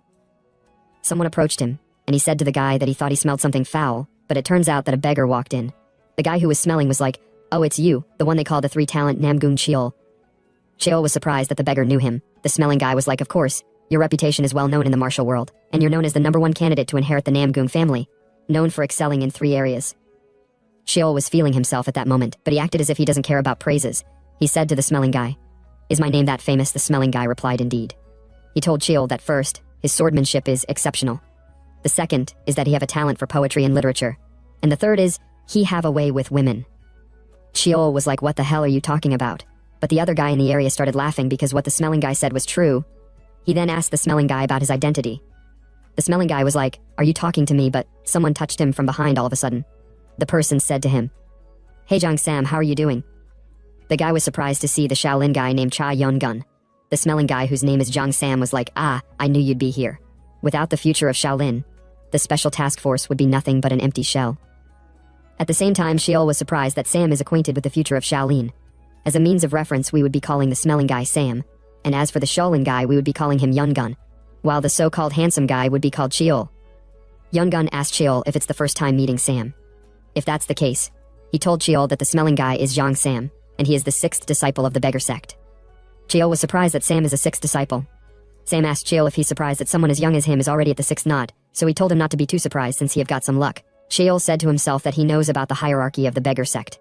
The sect leader is at the 10th knot, the guardians are at the 9th knot, and the key masters are at the 8th knot. But what's surprising is that someone his age is already at the 6th knot. Sam then asked them who else besides them have arrived, but to his surprise he saw Li Jishong, and over at the other side is the ice princess of the North Sea, Seol Aeron. He was like, it's hard to say which of them is beautiful, but he was surprised to see that Cheol was already blushing for the pretty girls. So he placed his hand on Cheol's shoulder, and he said to him, as expected of the 3 talents, always after pretty girls. Yungun then asked Sam if he knows who the person that just arrived is, but Sam doesn't know about our protagonist since he haven't seen him before, but he suddenly remembered who he was. So he told them that if his information is correct, the person is the one who consumed the blood demon essence. Upon hearing the blood demon essence, they realized that he is the one they say Changwang Fist Taeyong took as a disciple. Suddenly, an announcement was made that Namgung Chong has returned, and as soon as the door opened, the person that came through it was the top 10 martial artist, Namgung Chong, together with some injured martial artist. And as soon as Sam saw their sorry state, he was like, so Jiang Shi appeared in Henan, and it seems even the first squad of the special task force had a hard time. Yungun and Shaw were wondering how the hell does he knows everything. But what surprised Sam the most was when he saw the monster they say is the next generation's greatest martial artist. Not just Sam, everyone was surprised to see him, but the most surprising thing was when Kang and the guy eyes clashed. Sam said excitedly, oh, have they recognized each other? The future of the martial world trained by a top 10 master, and the successor of the Changwang Fist who consumed the blood demon essence. At another scene in a particular room, a light blue liquid was spilled on the ground, and in the room was a man holding a girl with blood flowing through her mouth and her nose. The girl's hand was covered in something that seems like a poison, She then pierced her poisoned hand into the man's chest to inject the poison, and she finally passed out after fulfilling her mission. The guy was crying, and he was pissed at the fact that she betrayed him. Honestly, I don't really understand what is going on here, but based on my years of experience when it comes to manhwa, the guy was poisoned by the girl he loved and trusts the most. He was first poisoned through the spilled blue liquid on the ground. That liquid should contain something that disperse energy for a short period of time, making him unable to use his strength, and the girl injected the final poison by piercing his chest before she died. The guy then coughed out blood. Since the poison had finally taken effect, someone then approached him from behind, and he said, "Aren't you one of the top 10 masters in the martial world?" As soon as the poison guy saw the man, he immediately charged out to attack him angrily. But the poison guy was already weak because of the poison in his body. As a result of that poison, multiple holes appeared in his body, which caused blood to be gushing out from his body. As if multiple holes were dug into his body, and so his attack was ineffective. He was then taken down in one strike by the man. The man said to him, "A genius who has reached the pinnacle of poison mastery, welcome to the land where poison overflows." Some unknown time later, a group of martial artists were walking in a line, while Taeyong was riding on a horse. The martial artists were already sweating and getting tired. Even Sheol was sweating all over due to the scorching sun. He was like, so this irritating environment is the source from which the Sichuan Tang clan extracts poison. No wonder even insects and frogs would get poisoned. He added, saying, even though their mission is to mediate the conflict, but it feels like they'll be steamed to death before they even meet those man-tribe folks. He then decided to ask Sam something. But Sam told him not to talk to him because even opening his mouth is exhausting. But Sheol didn't care either. He then whispered at Sam's ear. He asked him if it is true that the Taeyong martial artist has reached Hwakyung. Just so you guys know, the formal name for Hwakyung is Jowakyung. It is the first stage becoming an absolute master. Hwakyung means Flower Sutra, while Jowakyung means Harmony Sutra. So we would be using Harmony instead of Hwakyung. Sam then asked him why does he care about it. Sheol was like, I mean, isn't it odd? Taeyong is not even one of the top 10 masters, like my grandfather popularly known as the Absolute Sword Master. But he became the captain of the Special Forces. But Sam said to him while killing the fly around him, the fact that Taeyong single-handedly suppressed the rebellion of the Jagal clan. And considering that a remarkable figure who absorbed the blood demon essence chose him as a master, must mean he proved himself to be worthy of his position. Sheol was like, now that you mentioned it, it makes sense, so it's true that he reached Harmony, but to his surprise Sam was nowhere to be found. Sam approached Kang. He excitedly told Kang that he is Jong Sam from the Beggar's Sect, so he stretched his hand to greet him. Kang looked at his hand suspiciously, but he decided to greet him. Sam then smirked, and as soon as he shook Kang's hand, he activated his energy to test Kang's strength. But Kang, who realized what he was up to, decided to play along by activating his own energy. Sam was like, what the heck is this grip strength of his? He was shaking all over, while saying to himself that, it's not just Kang grip strength that is the problem. An overwhelming force is surging through his entire body from his hand, so he immediately pulled away his hand since he was no match for Kang. He said to Kang while massaging his hand, come on dude, if you can't control your strength, how will you master martial arts properly? You seem like the type who'd break a spoon while eating. He then said, anyway, did you hear anything about the mission from Master Taeyong? Kang replied, actually I was about to ask you that, Kang added saying. The information network of the Beggar's Sect is famous across all of Miram. Some even say that the Beggar's Sect truly rules Miram. But Sam told him to stop saying nonsense. Maybe if it was the Shaolin or Wudang, they would deserve to be called the sect that rules Miram, but not the Beggar's Sect. Kang said to him, no one can conquer the word with brute force alone since information is the most crucial key to handling crises. Besides, aren't you a high-ranking master, one of the 6 elders of the Beggar's Sect? Sam asked him how did he know about him being an elder. He said to himself that somehow, it seems like Kang information network is better than his. He then decided to reveal a bit of heavenly secrets just because he is Master Taeyong's prized disciple. But Kang said to him through telepathy, let's get straight to the point. Sam realized that Kang wasn't the kind to beat around the bush, so he decided to start explaining from the important part. He told Kang that the genius martial artist of the Sichuan Tang clan, Tang Suk Gun, naturally participated in the Great War. At that time, aside from the Heavenly Demon, the one who put the Martial Alliance's forces in a difficult position was none other than Poison Demon, the epitome of poison. But at that time, the one who saved the Alliance was the 4 heavenly poisons Tang Suk Gun. He had deep knowledge in venom arts, which made him exceptionally skilled in curing poisons as well. So many believed Suk Gun ultimately decided the outcome of the Great War. So it's no surprise that he's among the top 10 martial artists. However, geniuses who focus intensely on one thing often go mad. And it's said that he caused many strange incidents because of his eccentric personality. Kang was like, what about now, does he still cause any incident? But Sam told him with a pale face that he has gone missing. Let's go back to what happened last night in the Sichuan Tang clan. Taeyong was at a meeting together with the elders of Tang clan, and they were talking about the disappearance of Tang Suk Gun. Taeyong, who was surprised, had no idea what they meant by Suk Gun disappeared. So he told them to explain, but they told him that it's a bit embarrassing to explain. Taeyong said to them, Suk Gun disappearance wasn't mentioned in the report, so why are you telling me this now? One of the 2 elders told him that they were concerned that if they honestly revealed Tang Suk Gun's absence, The alliance might not send their special forces. There was silence in the room for a moment. Taeyong then said to the man, "Don't tell me you expelled Sukgun." The man panically replied, "Does that even make sense? Sukgun is well known among 10 great masters, so how could we possibly expel him? Although there were indeed attempts to do so, but they were suppressed." After that, perhaps due to guilt for killing his own kin, Sukgun resigned from his position and has been reclusive since, so knowing that he's not around, the Man family continues to make a fuss. Back to the present, Taeyong was saying to himself after remembering the meeting they had last night. With the disappearance of Sukgun, one of the 10 great masters, the balance of power with Man family has been disrupted. This means that they'll need to handle the same level of strength that Tang Sukgun had. Suddenly, he noticed something strange from his horse, and before he knew what was happening, the horse coughed out blood through its mouth and eyes, and it died. Taeyong immediately used his energy to regain his balance, but to his surprise he noticed that the area was engulfed with poison, so he shouted out to his underlings that they'd been attacked by poison. He then activated his energy on his palm, and with just a single clap he was able to disperse the poison in the area, so he immediately asked everyone if they're safe. One of the Tang clan personnel told Taeyong that the poison isn't as strong as he expected, so it's expected that he is resistant to such level of poison. Taeyong also knew that he is resistant, but he decided to be more careful, to avoid story that touches the heart. He suddenly became worried. He said to himself that although the vanguard is all occupied by the sex elite guards, but the rear guard is only made up of the special unit's secondary forces. He then instructed the elite guards to check the rear guard immediately, but when they turned around to check the rear guard, they couldn't find anyone, so they panically told Taeyong that the rear guard is nowhere to be seen. Taeyong was really worried because what just happened now is a really big disaster.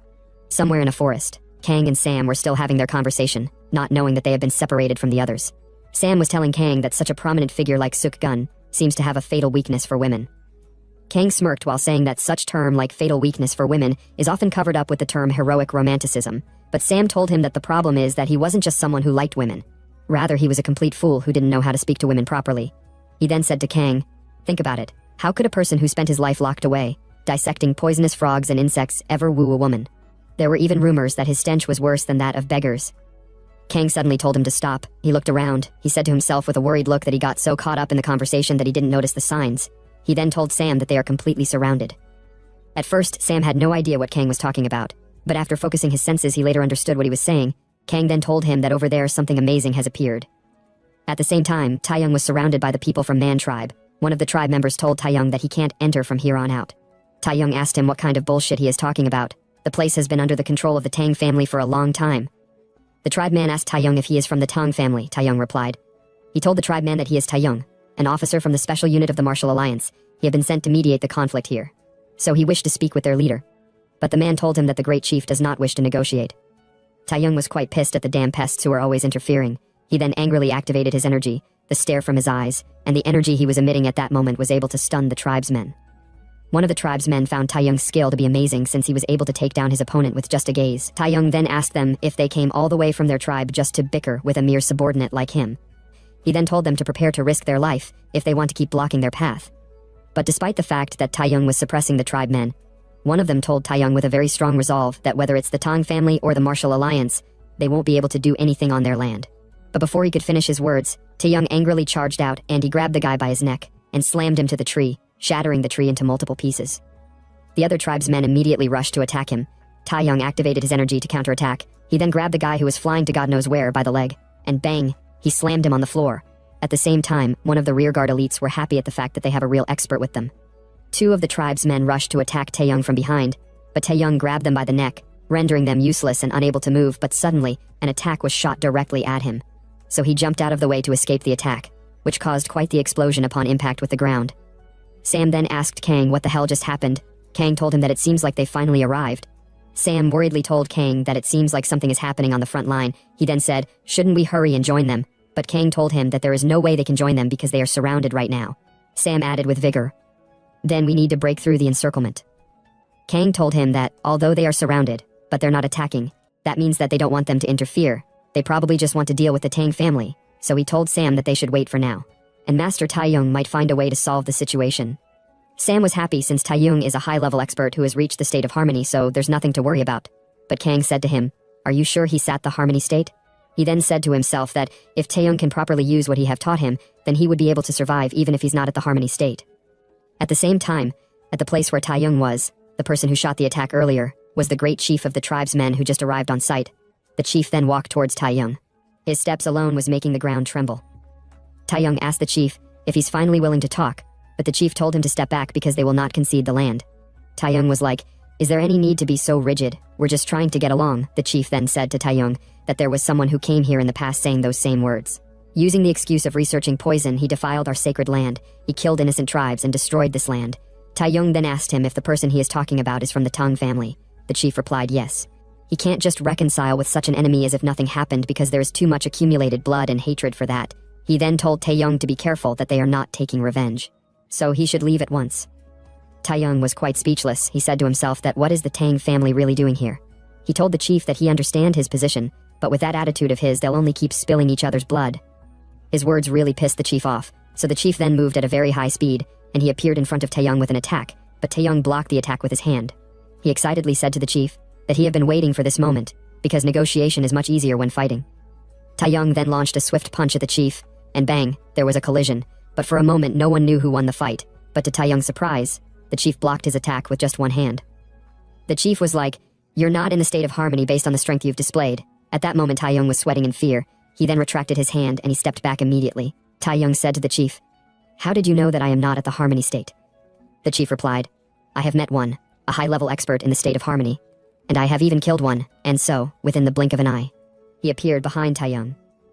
Taeyong immediately used his elbow to launch an attack, swiftly turned around to attack the chief, but with just a single palm the chief sent Taeyong flying, making him cough out a huge amount of blood in the process. Breaking multiple trees with his back due to his falling force and bang, he finally stopped after landing on a tree. Taeyong with his big stature and muscles was rendered to waste. He was shaking all over due to the pain. He then used all his strength to stand up. He couldn't believe that the chief killed a high-level expert in the state of harmony, since there is no way that someone who is trained in such a remote place defeat a high-level expert in the state of harmony. Taeyong then went on his knees since he no longer got the strength to stand.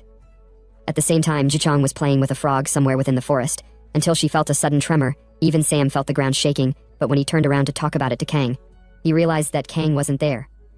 Kang was running at an incredible speed towards where Taeyong was. He said to himself that the men tribe might be too much for Taeyong to handle. He then increased his vision range to see what is happening. At the same time, the chief told Taeyong that he'd use him as a warning so that others won't come to their land again, and as he was about to strike Taeyong, he felt the presence of someone looking him from the forest. So he immediately turned around to see who it was. He could feel that the person was strong, so with a worried look on his face, he wondered who the person was. He never expected there would be a master hiding in the background. Without so much of a thought, he told his tribesmen that they're retreating.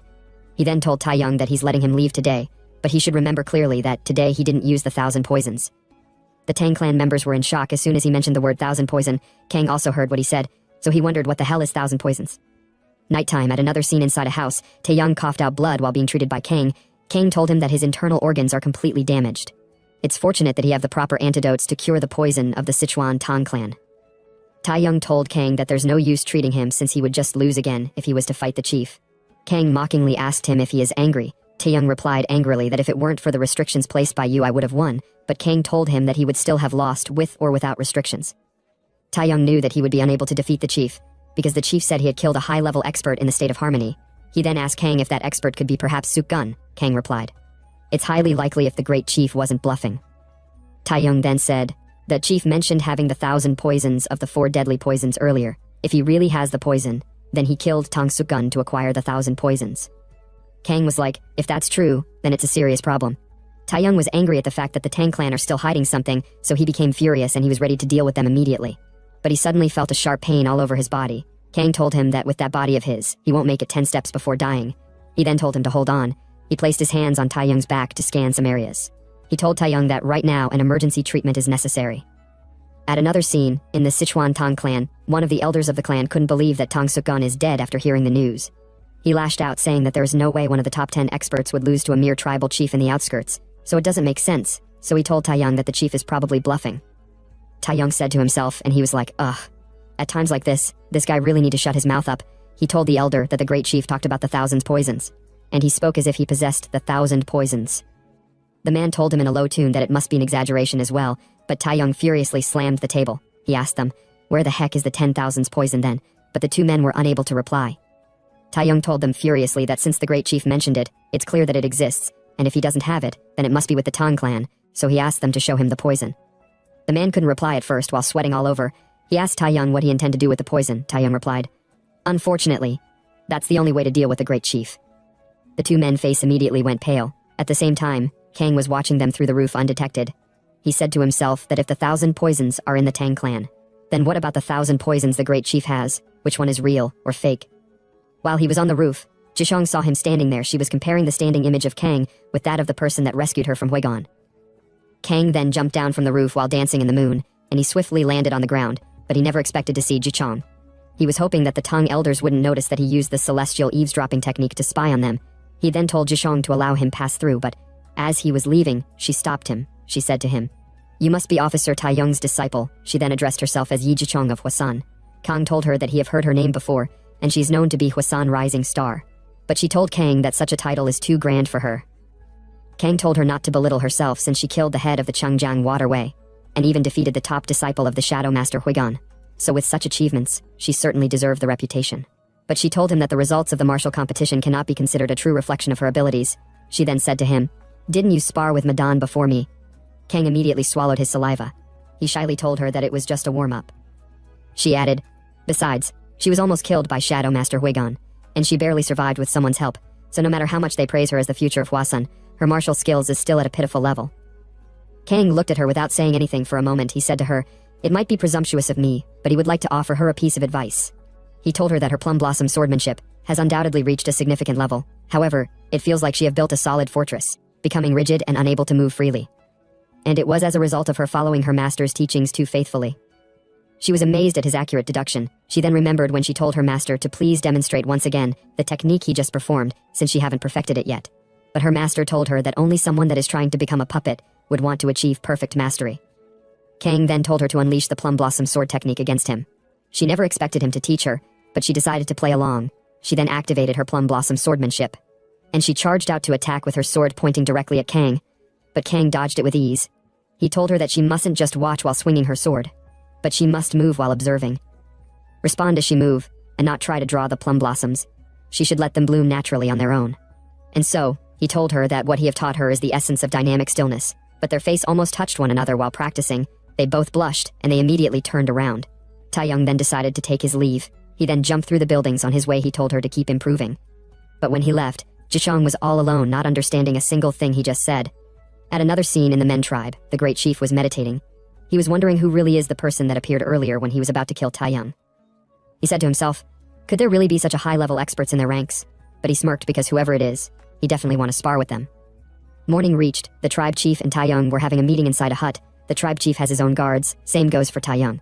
Taeyong said to himself, that last time the great chief was so adamant, but he have no idea why he have come to the negotiation table now. So he wondered if the great chief was trying to build a friendly relationship. The tribe chief scanned around, but he couldn't find the high-level master that he detected earlier among their ranks. Their negotiation started. Taeyong told the chief that they are not here to conquer their land, rather the Tang family and the Myunghong sect want to properly divide the rights to the forest, but the great chief smirked. He told Taeyong that he doesn't have the leverage to negotiate with them. After he barely survived last battle, he then stood up and told Taeyong with vigor that their decision remained unchanged, so he should leave their land at once. Taeyong was pissed by his words. He immediately brought out something that seems like a gun, and he pointed it directly at the great chief. He told him that only if the situation changes. Until then, they have gained the leverage for negotiation. At the same time within the forest, Kang was swiftly moving through the pillars. He landed on a pillar, observing the resident located deep down. He smiled since he had finally found what he is looking for, but he suddenly saw an intense explosion some distance away from him. Back at the meeting tent, the chief asked Taeyong if he's just going to hold the gun like that, and if he keeps hesitating he won't even get a chance to use it. Taeyong wondered why the chief is so confident instead of being scared, or maybe he is relying on the deadly poison, although he was quite hesitant for a moment, but at this point of no return, he have no choice but to check for himself what exactly is giving the chief such level of confidence. He then shot the gun at the chief. Multiple needles were shot out from the gun at high speed, but the chief didn't dodge at all. He just stood there, took the needles head on, and they all penetrated into his body. Taeyong thought that he had succeeded since all the needles were able to pierce into his body, but to his surprise, the chief came out unscathed. The chief was really pissed and angry at the fact that he was trying to threaten him with something so useless, so he raged out. The energy that he was exuding at that moment was beyond intense. But while he was raging out, Taeyong instructed the people of Tang Clan to carry out the second plan, and so they shot out a flare gun into the sky, signaling their other allies, and anyone within the mountain can see it. Sam saw the signal flare. He then decided to carry out his part of the mission, so he walked towards the tribesmen who were guarding the relic. Upon seeing Sam, they immediately asked him to identify himself, and they told him to leave at once while pointing their spear at him, since outsiders are not allowed to come into the sacred place. Sam murmured out loud. It seems like there aren't many guards here. He smirked, since it looked like they have all headed towards the negotiation hall. He didn't just come alone. He came with quite the number of martial artists, and they were waiting behind him. The tribe's men were surprised to see such a number of people, but the leader of their group shouted out that they should form a defensive formation to protect the sacred relics, and so the battle began. The monk, together with our waifu candidate and the handsome boy, were also part of the assault team, so they all charged out with vigor to take down the Manzu tribe people. Hello guys. There was a mistranslation in this manhwa, so from now on we would be calling the tribe people Manzu tribe, since that's the name of their tribe. Going back last night before Taeyong confronted the chief, inside a house, Taeyong was surprised when Kang told him that the celestial poison that the Tang sect has is probably not the real one. Kang explained, saying that Sukgun spent his whole life researching the celestial poison. If that's the case, he would have hidden the precious celestial poison in a place that can never be discovered even if he died. And even though they're from the same clan, it would be in a place that's absolutely unknown, so the possibility of the sect possessing the celestial poison is close to impossible. Taeyong angrily lashed out at the fact that the Tang people are lying to him again. Kang then told him that he must prepare the next measure to avoid any unforeseen event. Taeyong calmed down. He told Kang that in such situation where even the celestial poison can't be used, there's only one next measure left, which is for Kang to involve himself. But Kang refused to involve himself since he have other tasks to attend to. Taeyong was like, isn't it heartless for a disciple to let their master be in danger? Kang told him to delay as much as possible until he return. But Taeyong told him that he won't be able to hold his ground against the chief. What happened last time is already proof of that. So going against such a monster who is able to kill a top 10 martial artist is no different from a death sentence. Kang said to him with an evil smirk that this time would be different since he had made some preparations. But Taeyong had no idea what that so-called preparation was. Eventually it had something to do with Taeyong's body. Back to the present. The chief threw a punch at Taeyong. He also threw a leg strike after the punch. But Taeyong was able to dodge them all while smiling, unlike before, when he was unable to take not even a single punch from the chief. The chief also noticed the changes in Taeyong, since he is different from their last spar. In addition, he never expected Taeyong to recover so quickly from his previous battle injuries. Taeyong then threw a heavy punch directly at him, but he crossed his two hands to defend against the blow, and in the process he was pushed back due to the force from impact. At that moment, the chief said to himself that Taeyong's blows are as if they've reached the state of harmony, and so their battle stopped for a moment since it seems like their strength are on par with each other. Suddenly, one of the Manzu tribe member came running panically. He told the chief that the altar has been ambushed, and the sacred relic is in danger. The chief was shocked by the news, so he told all the tribe members on site to head to the altar immediately, and he would handle Taeyong and his underlings alone. The tribe members were worried that the chief would be in danger, but the chief told them that they'd only get in his way by staying here, so they should leave immediately, or else he would kill them himself. So they immediately decided to leave upon hearing the word death. The chief told Taeyong that it seems like they're underestimating them too much, but Taeyong confidently told him that the celestial poison would definitely be theirs, so it isn't a matter of underestimating. The chief smirked. He called Taeyong a naive fool. He said, "Why do you think I would keep the celestial poison in the altar?" His words really surprised Taeyong because if what he said is true, then all his plans and schemes are useless. Another scene, the guard that was outside a hidden house was knocked down by Kang. Kang entered the house, and he began going through the dried herbs. He picked one and smelled it. He then turned around to look at the books that were arranged on the shelf, so he started reading it, but to his surprise, it was Sukgun's journal. Back at the sacred altar, the battle against the martial artist was quite intense. Chul was having quite the difficult time since he was fighting against multiple Manzu tribe people. And he was almost ambushed unknowingly from behind, but the person that wanted to ambush him was taken down by Sam. Sam proudly told Chul that there is no need to thank him because protecting each other is what they should do. But while he was talking, one of the tribe men came to ambush him from behind, although Chul warnings came too late. But luckily Jichong stopped the tribe man's spear attack, and she knocked him down with a kick directly on his face. She immediately told them to snap out of it and stop joking around because the situation has changed since the Manzu tribe soldiers keep swarming in, and at the rate things are going they might get surrounded. But Sam confidently told them not to worry, because they have the pride of Shaolin on their side. With just a single swing of his hand, Yun was able to take down multiple Manzu tribe people, but it was far from over since they keep on swarming him. He said to himself that dealing with them is tough enough, so securing the relics might be impossible. At the same time, there seems to be a statue in the altar, and in the mouth of the statue, there is a glowing totem. Another scene outside the house where Kang infiltrated, the guard at the other side of the house noticed that something was wrong, so he went to check it out. His instinct was right since one of the guard was already taken down, so he rushed into the room, and he noticed that there was an intruder. He then shouted out to alert the other tribe members in the area. At the same time, Kang already left the house, and he was running at full speed looking all worried. He said to himself that he never expected such discovery, and if the chief is that capable, then strengthening Taeyong's inner power might be meaningless, and just like Taeyong said, there was only one option left, which was for him to intervene.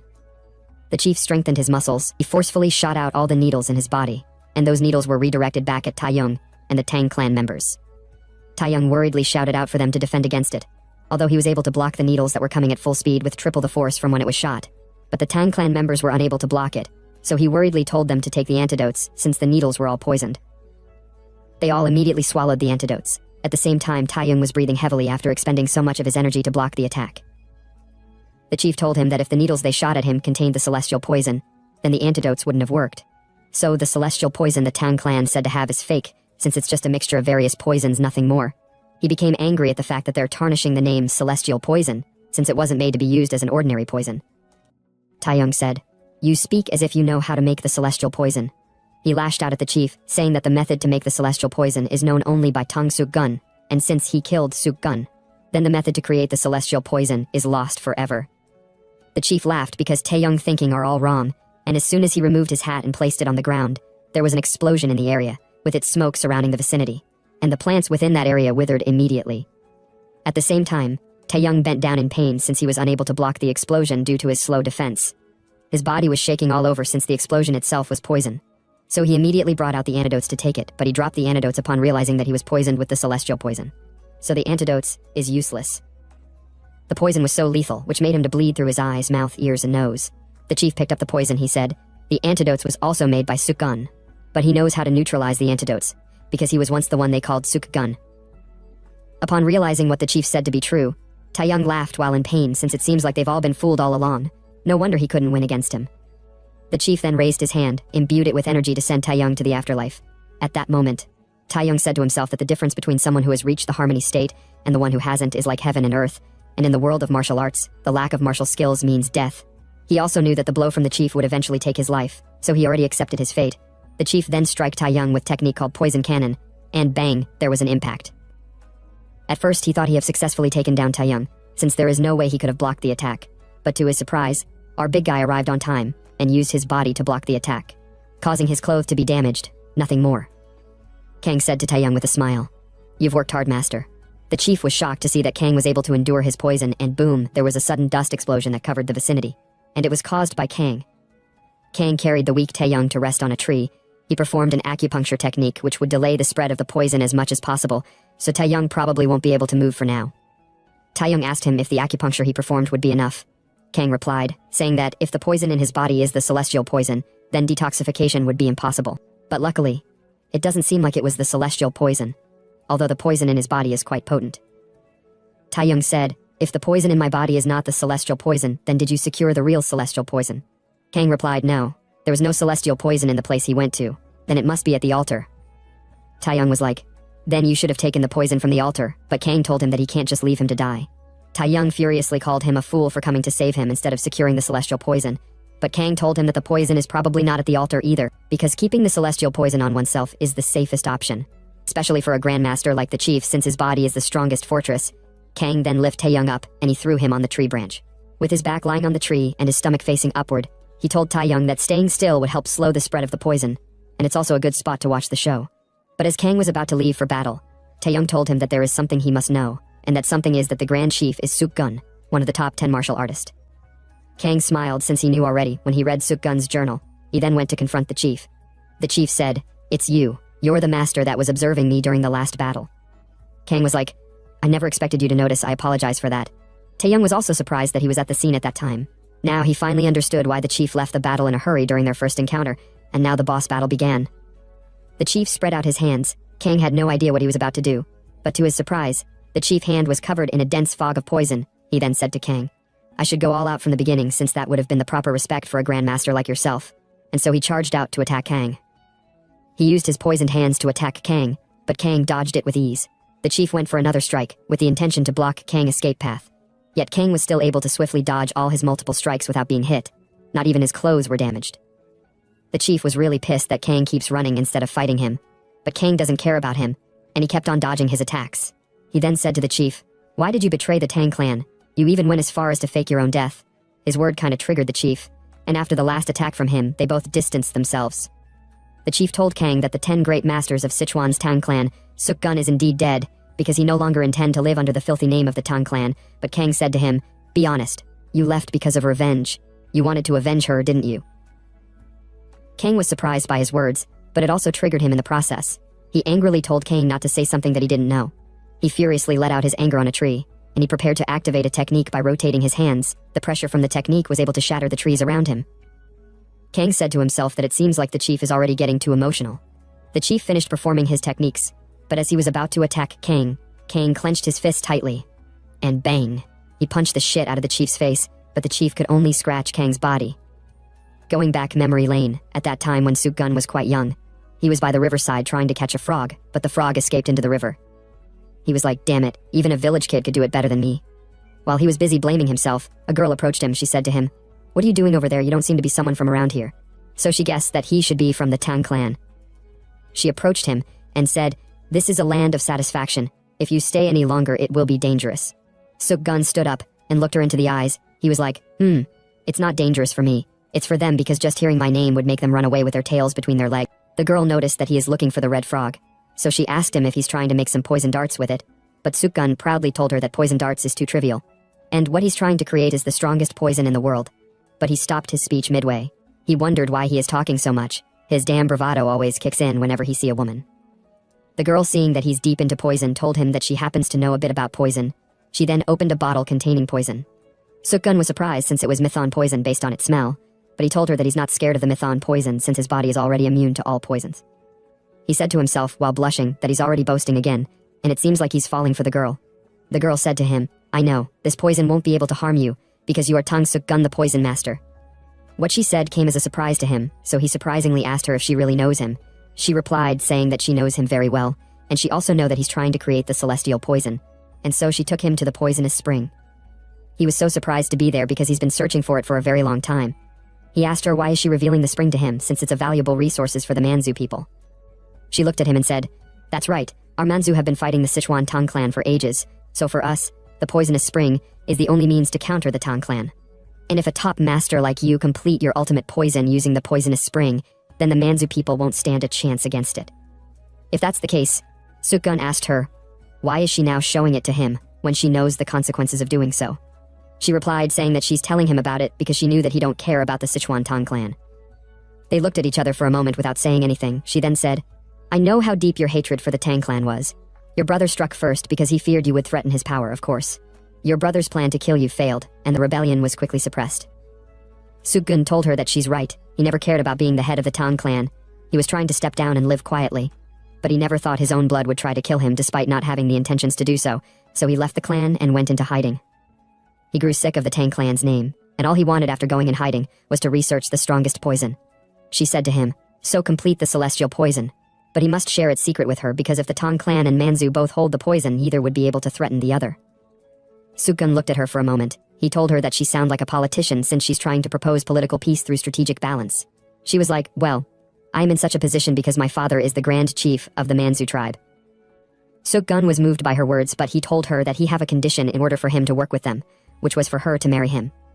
They held hands together while enjoying the moment, but she was saying to herself, how stupid is he to be proposing when they haven't even known each other for half a day? Although she have heard he have a weakness for women. But his weakness is way beyond repair since he fell for her so easily, and so that's how it all began. Back to the present, Suk-gun finished explaining everything to Kang while his head was punched into the tree. Kang never expected the master of poison to believe everything the Manzu tribe girl said, nor could he believe that the master immune to all poisons would fall so easily for a woman's temptation, and after losing her, he wondered if it was despair that changed him. Suk-gun told Kang that she loved him, but Kang sarcastically said to him, "I think you were being used." But Suk-gun raged out angrily and he shouted furiously, telling Kang to shut up. And he won't forgive him for insulting her, since she was purer and more beautiful than anyone in this world. Her pure soul was like a ray of light in this corrupted world. Kang was like, ugh, this man is beyond repair. Suk-gun pointed his finger at Kang, and he told him that he would pay for insulting his beloved, but Kang said, "Threatening me like that won't scare me." Suk-gun laughed. He told Kang that he might be calm, but now that he's in his grasp, his life won't last much longer. Kang noticed that what was giving him so much confidence was because of the scratch he landed on his arm earlier, but Kang pulled down his clothes and he was like, It doesn't hurt that much though. Suk-gun couldn't believe his eyes. He never expected Kang to be fine after being scratched by the poisonous river. So he wondered if such a young man has really mastered immunity to all poisons. He said to Kang, "Just as I expected, you're an incredible master. Honestly, I can't even be sure if I can win against you." Kang thanked him for the compliment, but Suk-gun told him to shut up since he wasn't complimenting a guy like him, but he'd be a perfect opponent to test the celestial poison. Kang was happy since he would be finally using the celestial poison, but to his surprise, Suk-gun tore his hand open. Kang smiled because he never expected him to store the celestial poison inside his own body. Sukgun fully brought out all the celestial poison, and it has a really terrifying dark aura, he said with vigor. The poison is my lifetime research, and the power of love completed it. But his words sound so cringe to Kang's ear.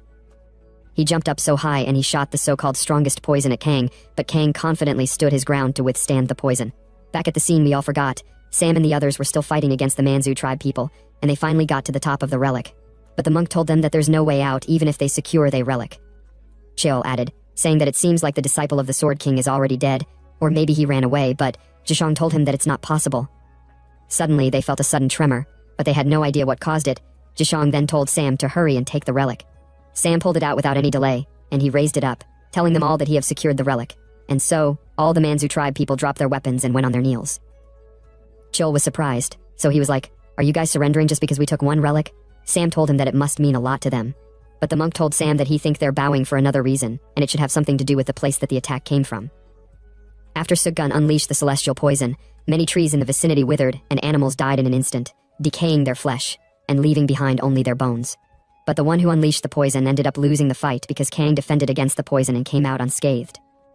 Kang walked towards Sukgun. He told Sukgun that the celestial poison has such a tremendous power, and it wasn't just an empty name since it's definitely worthy of the name celestial. Sukgun was like, "Amazing, my final move with all my strength was blocked so easily," which proved that the era of the top 10 masters are over, and the younger generations would be taking over. At last, finally we have escaped this arc since the author really dragged the story so much, and now in the prison of the Sichuan Tang clan. Sukgun was placed in the Tang clan's prison. Taeyong, who seems to have recovered from the poison, came to see Sukgun together with Kang. Kang touched the cell bars. He asked Sukgun for the reason why he isn't escaping since the bar is so weak and he can break it anytime he want, or is he perhaps atoning for betraying his clan?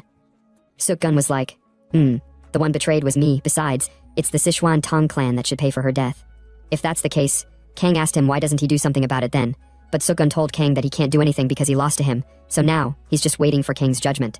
But Kang smiled, and he said to him with confidence, "What if I ask you to become my subordinate?" Sukgun replied, "I'd rather die than suffer such humiliation." Kang then said, "How about becoming an ally?" Sukgun was surprised by the word ally, but he was unable to give a response. Kang decided to give him some time to think about it, but before that, he told Sukgun that there's something he wanted to know. He then sat down on the ground with his legs crossed. He asked Sukgun to tell him about what happened on the day his lover died. Sukgun was surprised when Kang told him he had read his journal. Speechless for a moment, they both began blushing since the journal's content was all about love. With a blush on his face, Sukgun remarked that everything was just as it was written in the journal. Following her suggestion, he used poisonous spring and finally completed the celestial poison, but the Tang family discovered it. The Tang family had been watching his every move since he entered the forest, and as soon as the celestial poison was completed, they sent the Iron Squad. At that time, she happened to be alone. Sukgun told Kang that she tried to protect the celestial poison but ended up poisoned by it. Since the celestial poison is the most powerful poison and very difficult to handle, anyone other than Sukgun who tries to tamper with it will inevitably suffer. While Sukgun explained, Taeyong thought to himself, calling Sukgun a fool for not realizing she was actually trying to steal the poison. Of all people, he never expected Kang, who thinks he's clever, to sit there and believe everything Sukgun was saying. With a sad expression, Sukgun continued his story. After holding her corpse, let's call her Wu Yanxi, he went to the clan head with Yanxi's body in his arms. He placed her down, bowed, and as tears dripped down his face, asked the clan head to please allow him to avenge Yanxi. The clan head was dumbfounded by his request. And just like that, for the sake of revenge, Sukgun decided to use the Manzu tribe. Since the Tang family had oppressed the Manzu so severely, he thought that if they were destroyed by the tribe, it would be the ultimate form of revenge. As Sukgun spoke, a psychotic expression filled his face, which even Kang found disturbing. Sukgun then laughed freakishly as he continued his narrative, explaining how the clan head introduced him to the Manzu tribe as the hero who killed the Tang army, and then passed the clan head position to him.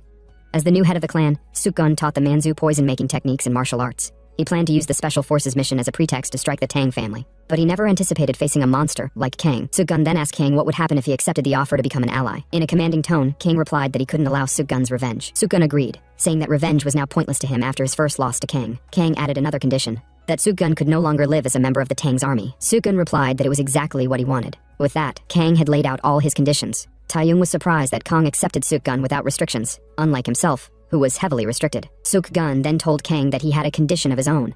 Kang listened intently as the writer left us in suspense. In another scene, some men packed their bags as Taeyong told the Tang clan head something that immediately changed his expression, after which Taeyong bid the clan head farewell. In yet another scene, Kang and Taeyong discussed Sukgun's condition, which was a non-regression pact between the Tang family and the Manzu. As a sign of this pact, The leader of the Manzu would be held as a hostage by the Miram Alliance. Taeyong agreed, as the headquarters probably wouldn't object to these terms. Kang commented with a grin that this wasn't a bad first mission as a special forces officer. Though Taeyong agreed, he still held grudges against Suk-gun for nearly causing his death several times. Taeyong asked Kang if the truth about Yanshi should be revealed, as it was clear she approached Suk-gun with the intent to steal the celestial poison. Kang told Taeyong not to worry about it. Suk-gun likely knew to some extent, but he probably didn't want to tarnish his memories of her. He preferred to remember her as the woman who loved him, so Suk-gun built a memorial for Yanshi. Hours later, Taeyong told everyone they should move out. Returning to the past, just before Yanshi died from celestial poison, she scratched Suk-gun with the celestial poison on her hand to kill him. But she realized it didn't work against him, which was really disappointing. Suk-gun, on the other end, cursed his body for being easily swayed by a woman's temptation, even after putting so much effort into creating the celestial poison. But it seems the most powerful poison in existence couldn't penetrate his cursed body. As he cries, Yanshi whispered something into his ears, and so she died. Suk-gun felt disappointed, realizing she tried to protect the celestial poison. At the same time, Tong clan soldiers rushed over to stop the Manzu woman from taking it. To their surprise, they saw Suk-gun with her body, furious at them for causing her death, and he escaped by diving into the poison river. Hours later, outside the volcanic sect, 2 guards stood at the entrance when they saw a figure with scattered hair approach. One guard asked the figure what he wanted. The figure asked if Shin Woo was there. Angered by his audacity, the guard berated him for daring to speak the elder's name. Without another word, the figure unsheathed a sword engulfed in blue flames. The guards also unsheathed their swords, taking defensive stances and calling the figure an insolent fool. The figure activated his energy, and with a single slash, he cut the entrance building in half. At that moment, Jishong was practicing swordsmanship in front of her master on a cliff. Her master happily complimented her progress. Noting the increased number of plum blossoms, she thanked him, humbly attributing her improvement to a fortuitous encounter with Taeyong, the disciple of the Celestial King. Her master thought for a moment, wondering if a shift was occurring in the martial world. Suddenly, they both felt a huge tremor caused by the figure, who had knocked out all the guards who tried to stop him. The master quickly arrived at the scene, asking the figure to reveal his identity. Recognizing him, the master was shocked. In another scene, at the Martial Alliance headquarters in Beijing, Alliance leader Lee Jong-suk read a letter. The letter was about an impending duel between Shin Woo, the first sword of the volcanic sect, and the sword demon. Sometime later, after news of the duel spread, a man entered Jong-suk's chamber, slamming the table in protest and questioning why they should ever accept the duel. Jong-suk replied, touching his flowers, that he didn't send a letter for permission since Shin Woo had already accepted the duel. This was simply a notification. Unable to argue further, the man remarked sadly that while there were rumors of the sword demon's death, his body was never found. Jong-suk agreed, saying that anyone who had faced the sword demon wouldn't believe such rumors. The man asked if Jong-suk thought Shin Woo could win, but Jong-suk didn't answer, as they couldn't know how strong the mad demon was now. Worried, the man brought up the great war between righteousness and the demonic cults, which had ended long ago. Yet the mad demon remained trapped by old grudges. Jong-suk then mentioned that Shin Woo had requested an official certifier from the Martial Alliance, allowing them to intervene officially. Surprised, the man laughed, praising Jong-suk's cunning, which truly made him the strongest in the martial world. Jong-suk then questioned the man's use of cunning as an insult. The man asked who Jong-suk planned to send to intervene, still tending to his flowers. Jong-suk cryptically mentioned someone who had been performing well recently, which confused the man. In another scene, within a mountain range, Taeyong, Kang, and Suk-gun walked along a forest path. Suk-gun remarked that the alliance seemed to have a lot of trust in Taeyong, appointing him as the certifier for the duel of the first sword of the volcanic sect. Mockingly, he told Taeyong that it seemed like he had managed to hide the fact that he had almost died twice. Taeyong couldn't reply, as it was a bitter truth. Kang added, though Taeyong had almost died twice, his martial skills had improved since then, and even Suk-gun admitted it, complimenting Taeyong's astonishing growth rate. Taeyong looked back, telling Suk-gun, or rather the 5 Poison Master, to pick one, praise or mockery. Suk-gun questioned why Taeyong was calling him the 5 Poison Master. Taeyong explained that it would be his new title since he couldn't go around being called his real title while hiding his identity. Suk-gun thought for a moment, then agreed to being called the 5 Poison Master since he liked it. Taeyong turned back, saying that since Suk-gun was officially an underling, he should be mindful of his conduct as a certifier elder. Suk-gun grinned slightly.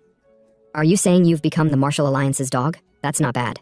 If that's the case, then establishing a sect under the name of the Celestial King's Fist, with the Martial Alliance as a strong backing, wouldn't be a bad idea. Taeyong, angered, punched his hand into a tree, saying that he had hated the Martial Alliance, the 10 great experts, and even the 9 great schools since he was a child. But now, their enemy was the Sword Demon. After all, he and Suk-gun had fought in the Great War of Righteousness and demonic cults to remove the common enemy of the demonic sect. He told Suk-gun that he of all people should know what kind of person the Sword Demon was. Suk-gun fell silent until they arrived at the volcanic sect, where they were welcomed by Jichong and other members of the sect. As she bowed, Jichong apologized for the elders and senior brothers not coming to greet them, explaining that they were preoccupied and she had come to escort them herself. Taeyong told her not to worry about it, understanding the situation, and asked her to please lead them to the elder. As they entered the sect, Kang was surprised at the sorry state of it, and questioned how the volcanic sect had become this way. Jichong sadly commented that they were deeply ashamed, They had never imagined being defeated by just one person. Taeyong then asked her to explain what happened that day. She recalled, remembering the day when she had been demonstrating her sword dance to the elder. The sect's emergency drum had been rung, and all the disciples rushed out in a hurry, surprised to see one man standing with a sword. Though they saw him as an enemy, they all charged to attack. But before their swords could land, the man performed a large area sword technique that easily took down the first batch of attackers. His eyes glowed red, and with a tap of his sword on the ground, he leaped upwards and landed back down. Another batch of soldiers rushed forward, surrounding him with their swords pointed at the sword demon. They moved swiftly, surrounding him from all angles, each performing a technique. The sword demon then told them again that he came to see Shinwoo. One man, stuttering, looked surprised and asked if the man was perhaps the sword demon. Shivers ran down the spines of the warriors as they heard the name Sword Demon. One of them questioned if he was talking about that sword demon from the great war between justice and evil.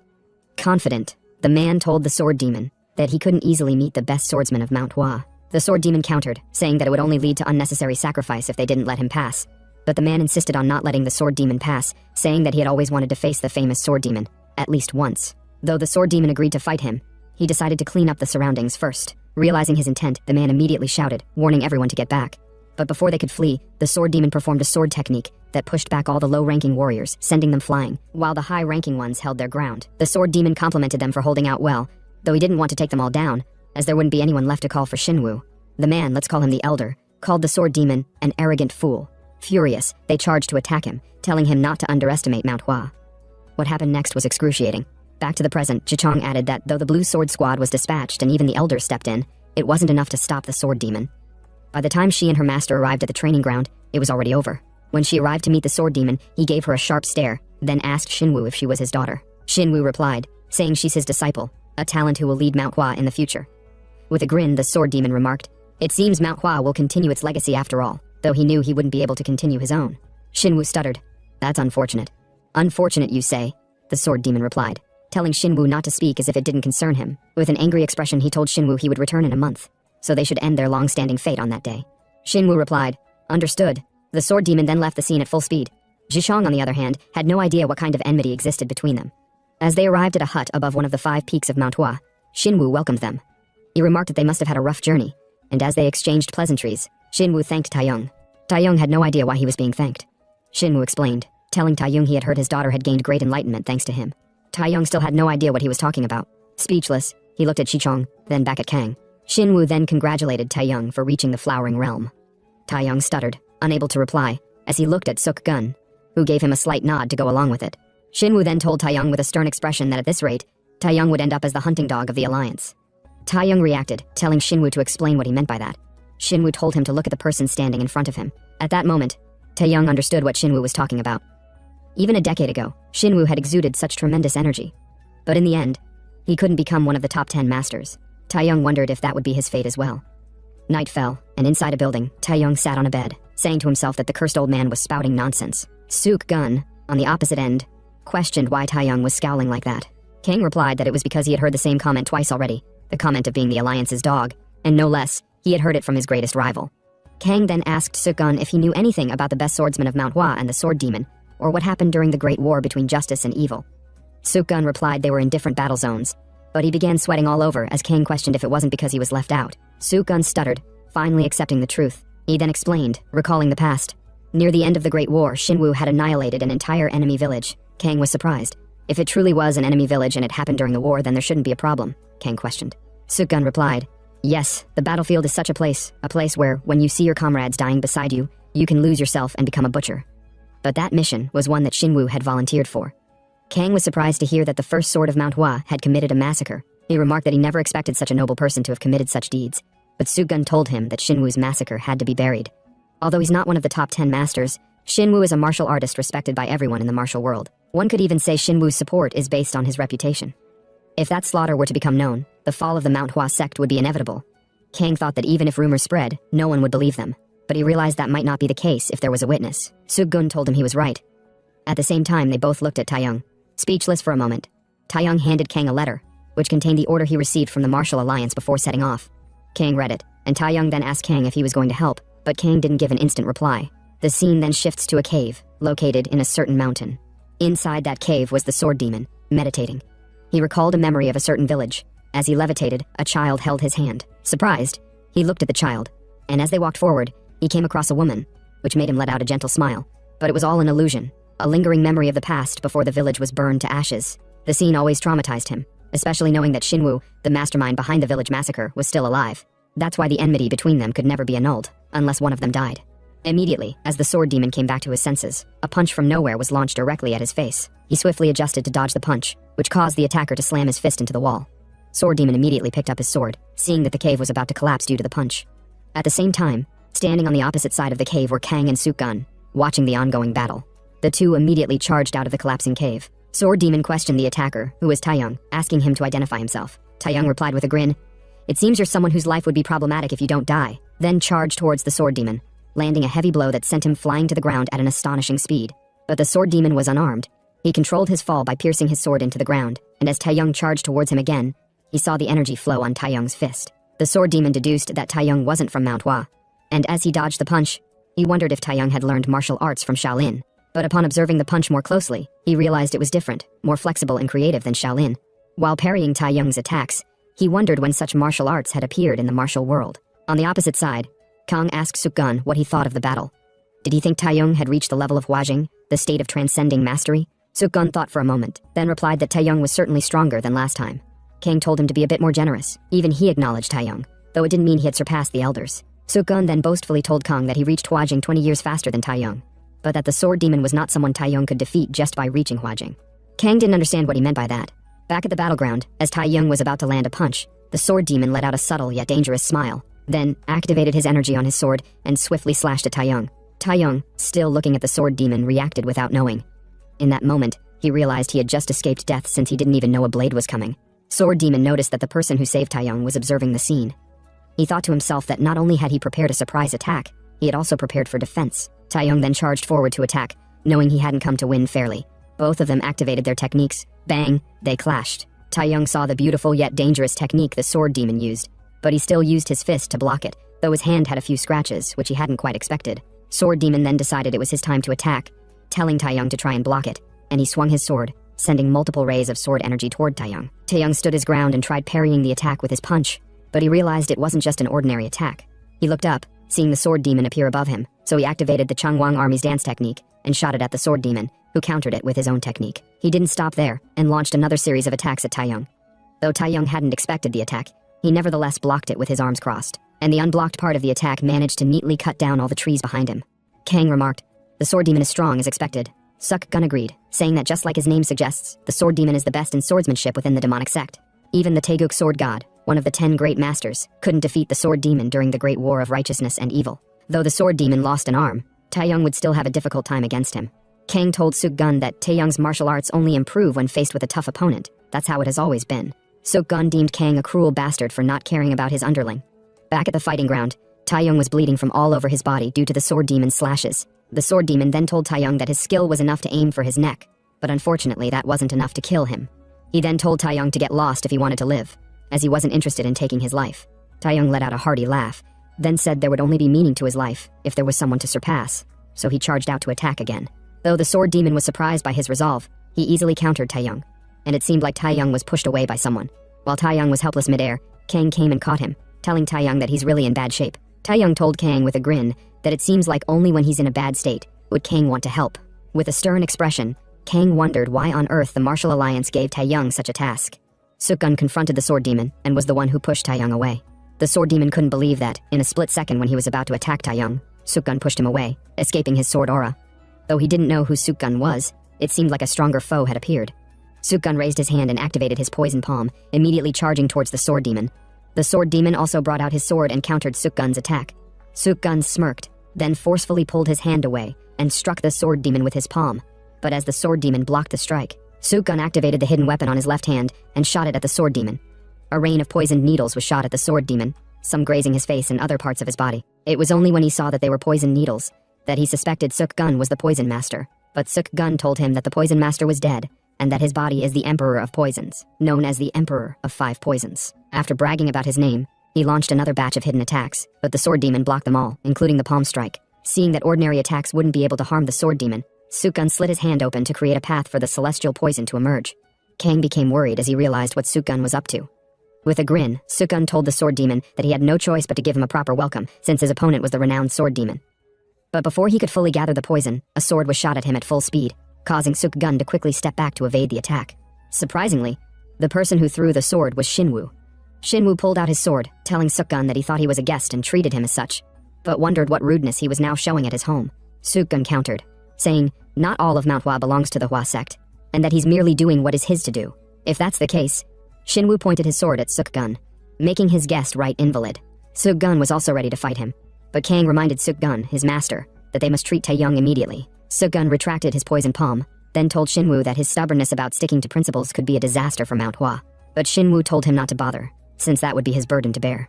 Suk-gun looked at Shinwoo, then immediately sent a sound transmission, telling Shinwoo that it seemed he planned to lose the duel on purpose. What he said surprised Shinwoo, since the deduction was correct.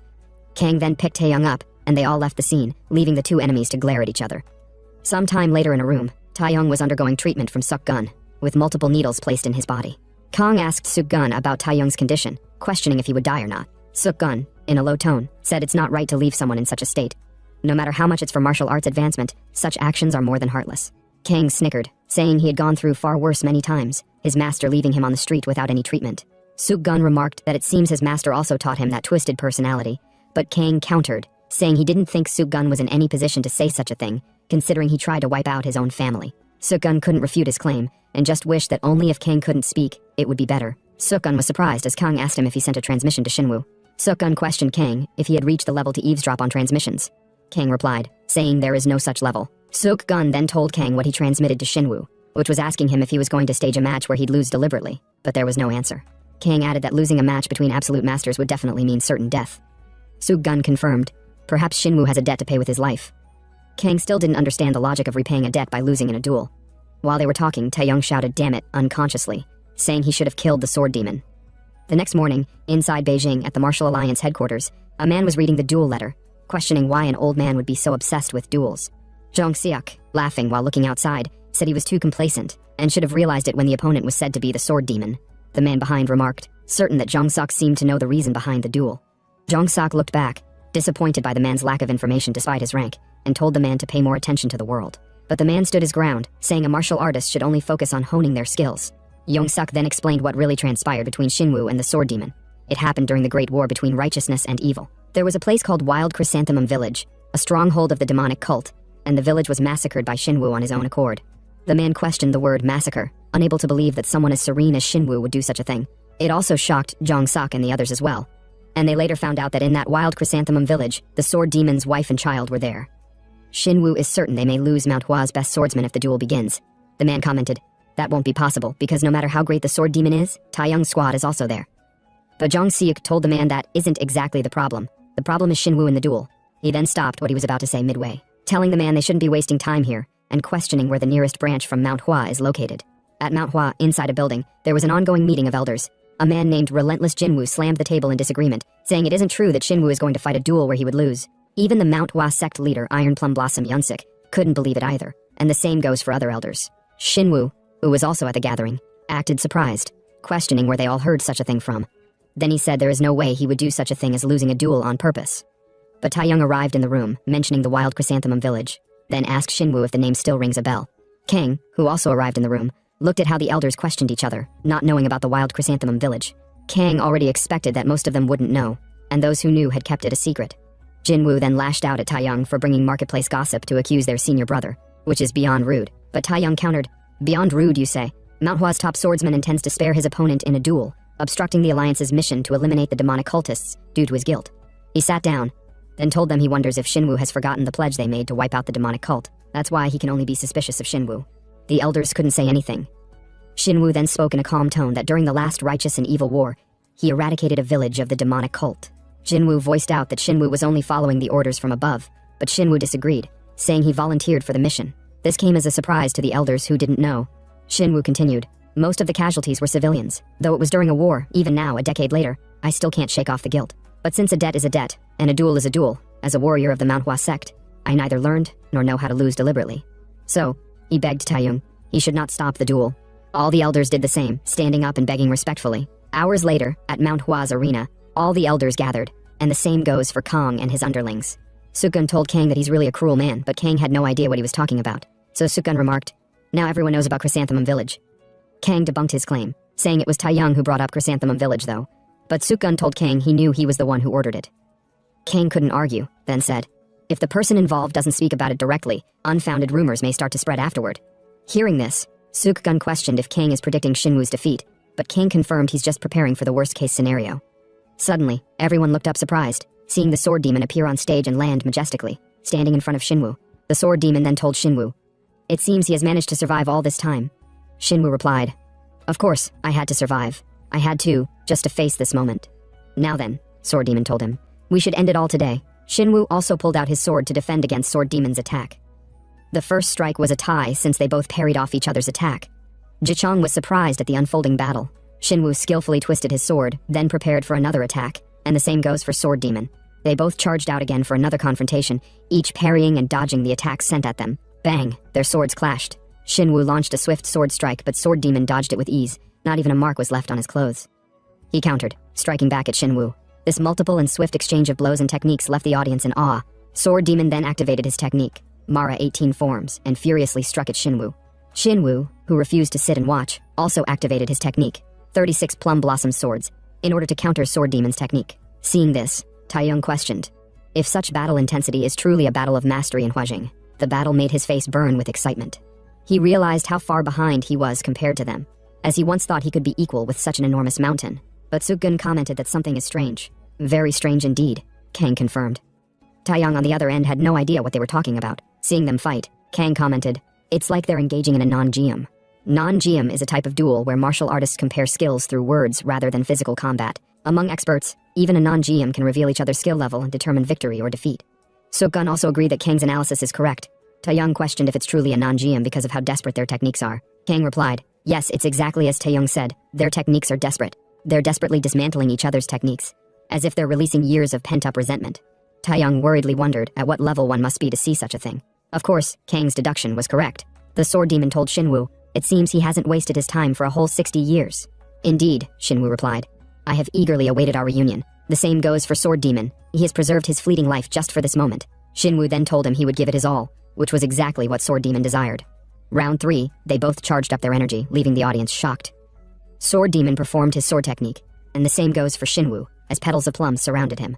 Then he used those plum flowers to counter sword demon's technique. Shinwoo stood beneath the rushing burst of light as countless strikes rained down on him. Blades of energy cut past his shoulders and back, each impact carving into him. He raised his arm to block, but the force pushed through and drew more blood. Through the storm of attacks, sword demon pushed forward with his blade drawn, his eyes glowing red as he drove another slash straight into Shinwoo. The strike cut deep, sending a spray of blood across the air, the impact shaking the ground. Sogen shielded his face from the blast. He tried to steady himself and questioned what was happening as sword demon emerged from the fading light. Still advancing, Shinwoo staggered, his body covered in wounds, while the onlookers watched in shock. Taeyong studied the clash, judging it a close fight, and acknowledging that either combatant could fall first. Yet he admitted he needed to prevent Shinwoo from being the one to collapse. Even as Shinwoo struggled to remain standing, Taeyong noted how calm the man appeared in the middle of such a brutal exchange, and wondered how he could remain so carefree in this situation. Sogen and Kang watched the distant clash in silence. Sword demon, blood running down his face, stated that all he had left were his final 3 techniques. Shinwoo, equally wounded, answered that he was in the same position, with nothing else to rely on. Both agreed they had to continue fighting. Their blades rose again, each gripping their weapons with the last of their strength. Nearby, others looked on. Women watched tensely, and a horn sounded across the fortress. The heavy gates shook as soldiers marched out beneath raised banners. Others recognized the formation. Sogen muttered in disbelief as the soldiers advanced. The flag of the Martial Arts Alliance came into view, carried high by the approaching forces. A man in black robes stepped forward at their head while Sogen reacted with frustration, calling them bastards. The Alliance messenger the duel to halt. The voice formally declared that Shinwoo, the best swordsman of Manhwa, must end the fight immediately. The Alliance messenger announced that the order was to capture Sword Demon and escort him to the Martial Arts Alliance. Jinwoo and Yeonsik reacted immediately, surprised by the intervention. Jinwoo questioned why the Alliance had stepped in, calling the interruption of a duel unreasonable. Taeyong answered that stopping the fight was still better than losing the best swordsman of Manhwa, and pointed out that the duel had reached a point where Shinwoo could have been defeated. Sogen dismissed the idea and mocked the notion that Taeyong had reached enlightenment. Taeyong challenged his remark. Sogen insisted that anyone with sense could see the duel's imbalance. Taeyong claims that Shinwoo was clearly injured and at risk if he continued expending more energy. Taeyong turned to Kang and asked for his view. Kang stated that, from his perspective, there was no sign indicating Shinwoo was going to lose. Taeyong considered his words in silence. Sogen raised his voice again, lamenting that the premature decision of the duel's verifier would damage damage Manhwa's reputation. The Alliance officials remained silent. As Jinwoo Yonsik and Taeyong narrowed his eyes, a quiet laugh escaped Taeyong. As the tension hung over the group, Taeyong declared that who gave them the right to stop the duel. He alone was overseeing the scene. The messenger raised the scroll, stating he had the Alliance's direct order, and soldiers massed behind him. Taeyong dismissed it with a shout, claiming no outside command overrode his authority as verifier. The messenger argued back, questioning the logic behind defying the Alliance's command. Taeyong muttered the word to himself, as if tasting it, then clenched his fist. Power surged, symbols tearing through the air as energy wrapped around his arm. The ground exploded beneath him as he struck, force-splitting stone and sending debris flying. The messenger staggered, barely holding his ground as the shockwave washed over him. With the field silenced, Taeyong ordered the duel to resume. The crowd roared in agreement. Across from them, Sword Demon smirked, noting that the Alliance wasn't entirely useless. Shinwoo echoed that sentiment quietly, proud that warriors still held their dignity. Sogun warned Taeyong that his stance could hinder his promotions, but Taeyong only offered a dismissive grunt. Taeyong reminded him he'd need to stand by his words, because if Shinwoo were to lose now, the consequences could be catastrophic. Sogun froze mid-breath at that revelation, eyes sharpening as he realized the gravity. Around them, even others stiffened. High above, Shinwoo pushed forward despite his wounds, unleashing a final surge of power as the duel resumed. But before Shinwoo could understand anything, Sword Demon lands a critical hit on Shinwoo. The impact hit him head-on, blood pouring from his mouth as he staggered. The onlookers flinched with a collective gasp. The woman covered her mouth while others froze in shock. Sword Demon pressed in, his blade wrapped in swirling blue energy as he advanced without pause. Shinwoo met the incoming strike, his eyes glowing red as he steadied his stance. The two clashed again, the force shaking the ground. Their blades collided, sparks bursting between them. Sword Demon unleashed another surge, his slash sweeping downward in a streak of blue. Shinwoo countered, lifting his sword to block. The collision rang out sharply as energy crackled between the two weapons. The shockwave pushed several spectators back, forcing them to shield themselves while shouting in alarm. Above them, Shinwoo was struck by the force, his body flung back through the air as countless slashes tore at him. The onlookers shouted in shock as he struggled to stay upright. More strikes followed, each cutting deeper into him. His body twisted from the impact, and several disciples cried out in alarm. The woman whispered his title, the greatest swordsman of Manhwa, in disbelief, watching him get pushed back again. Sword Demon continued advancing. The crowd murmured that the greatest swordsman of Manhwa was being overwhelmed. Taeyong's face hardened while another officer stared tensely. The whisper rose louder. Shinwoo had fallen. Gasps spread across the hall. The Alliance messenger froze, unable to speak, while Taeyong stepped forward, startled by what he saw. Taeyong's eyes narrowed as he steadied Shinwoo, refusing to collapse. Swords suddenly struck the ground, drawing everyone's attention. Taeyong reacted with surprise as Shinwoo pulled his blade free again, breathing heavily as blood dripped down his face and beard. His grip tightened despite the trembling in his arm. Sword Demon noted Shinwoo's refusal to fall and stared back with his red-lit eyes. Shinwoo exhaled raggedly, barely holding his stance. The Sword Demon asked why he hadn't dodged. Shinwoo answered that he wouldn't have understood otherwise. He continued upward movement, still raising his blade. He said he had needed to know the Sword Demon's true strength. Taeyong finally released a long breath. Taeyong asked if Shinwoo's choice hadn't been too reckless, saying Shinwoo had pushed himself to the extreme just to gauge his opponent's power. Sogun replied that it wasn't just that. He explained that blocking an attack always inflicted greater impact than dodging it. He said the attacker also had to expend much more energy. He added that while the face being hit hurts, the fist that punches also suffers. He told Taeyong this was his area of expertise better than anyone else. Sogun asked Taeyong to look. If he had dodged, the internal injuries he suffered wouldn't have happened, but the Sword Demon would also have avoided internal damage. The Sword Demon gritted his teeth. His hand trembled as he held his blade, the strain visible even as he stood firm. He called out to Shinwoo, noting that among all the righteous faction masters he had ever fought, Shinwoo's swordsmanship stood above the rest. He acknowledged that within Shinwoo's group, the title of best swordsman belonged to the Taeguk sword god. Yet after facing Shinwoo directly, he insisted the truth was different. His eyes burned red as he stated it plainly, but to Shinwoo, the rest meant nothing. He cared only about surpassing himself. Shinwoo lifted his head toward the swirling sky as the air vibrated, but the Sword Demon reminded him that today, the one he needed to surpass was the man standing right in front of him. Dark energy surged as he launched forward with everything he had. His blade ignited with a cold blue aura, the ground shaking beneath each step. Shinwoo watched the attack gathering, his own last strength pooling for a single response. Only one strike remained between them. The Sword Demon's smile sharpened, blood trailing down his chin as he promised the outcome. When that final strike fell, only one of them would still be standing. He declared that the winner of that strike would be the greatest swordsman under heaven. Both of them lunged forward to attack. A sudden memory shows Sword Demon stood alone in the settling silence. He saw his ruined village, smoke drifting through shattered homes. He walked through the debris and entered a dark room where a young woman lay unconscious on a bed. Sword Demon approached her slowly, extending a shaky hand toward her pale fingers. Blood scattered across the woman's hand as Sword Demon's fingers touched it, leaving a red smear behind. A strained breath escaped him. His voice trembled as he tried to speak, the sound catching in his throat. He muttered in relief, grateful that the woman was unharmed. The broken structure groaned as dust drifted down, and again the faint whisper echoed that it was fortunate. A soft glow appeared within the darkness. At present, a pale flower bloomed in midair, surrounded by drifting particles of light. The petals spread outward, forming a spiral that brightened into a beam. A crystal manifested at the center of the glow. It spun rapidly before expanding into a sharp glowing shard. Shinwoo's sword directly hit Sword Demon in the chest. On the ground, woman watched in shock. Jinwoo shouted as the impact rippled across the arena. Yunsik reacted sharply, trying to understand the outcome. Kang, Sogun and the other fighters looked on in silence as the dust began to settle. Sword Demon lay slumped in Shinwoo's lap. His breathing weakened. He told Shinwoo that he had been surpassed. He used the last of his breath to call Shinwoo the world's greatest swordsman. Shinwoo looked down at him and stated that his revenge had been left unfinished. Sword Demon denied it. With a faint grin, he said his revenge had already succeeded. The reason, he explained, was simple. Shinwoo being a murderer was now known to the entire world. Shinwoo stared at him in silence as the ruined arena stretched behind him. Sword Demon added that exposing that truth was all he needed. Shinwoo asked if everything had been orchestrated just for that. Sword Demon answered that there had been something he had wanted Shinwoo to know. His voice weakened further as he thanked him. Shinwoo's eyes widened. Sword Demon exhaled and went still. Shinwoo lowered him gently and stood.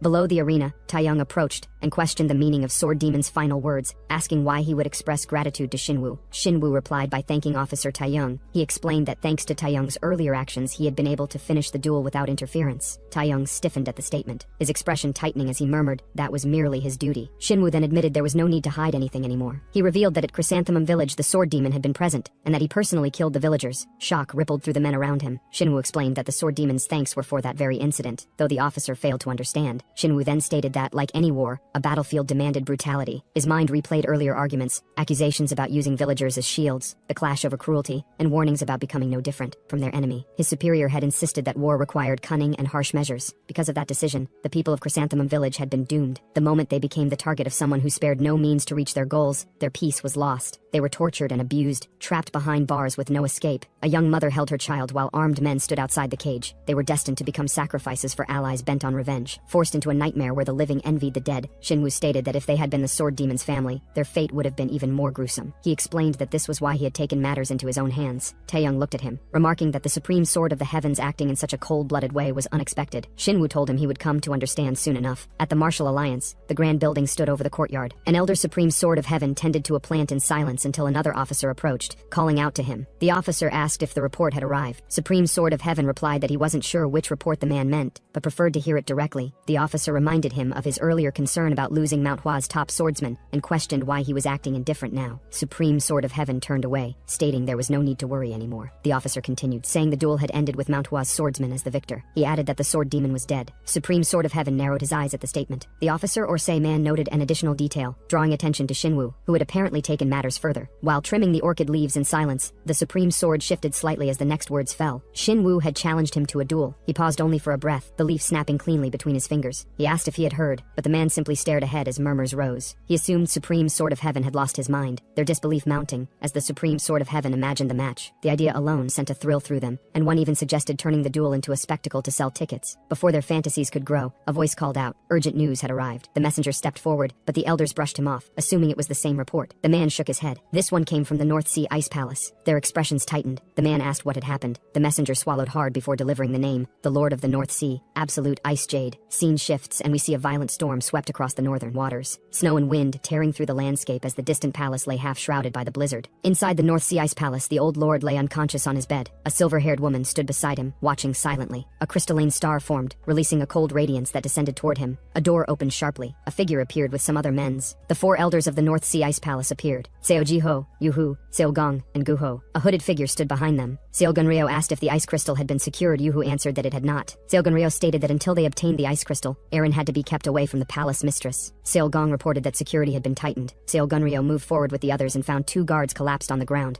He pushed open the inner doors. Inside, Aaron stood ready, the power around her wrist glowing with light. Seo Gunryo ordered her men to seize Aaron. Yuhu and the others hesitated. The hooded man rushed forward. An icy burst erupted below, forming a rising mass of crystal as he reached toward it. Ran burst upward through the exploding ice, shards scattering around her. Yuhu reacted in surprise, and Seo Gunryo stepped back as Aaron lunged.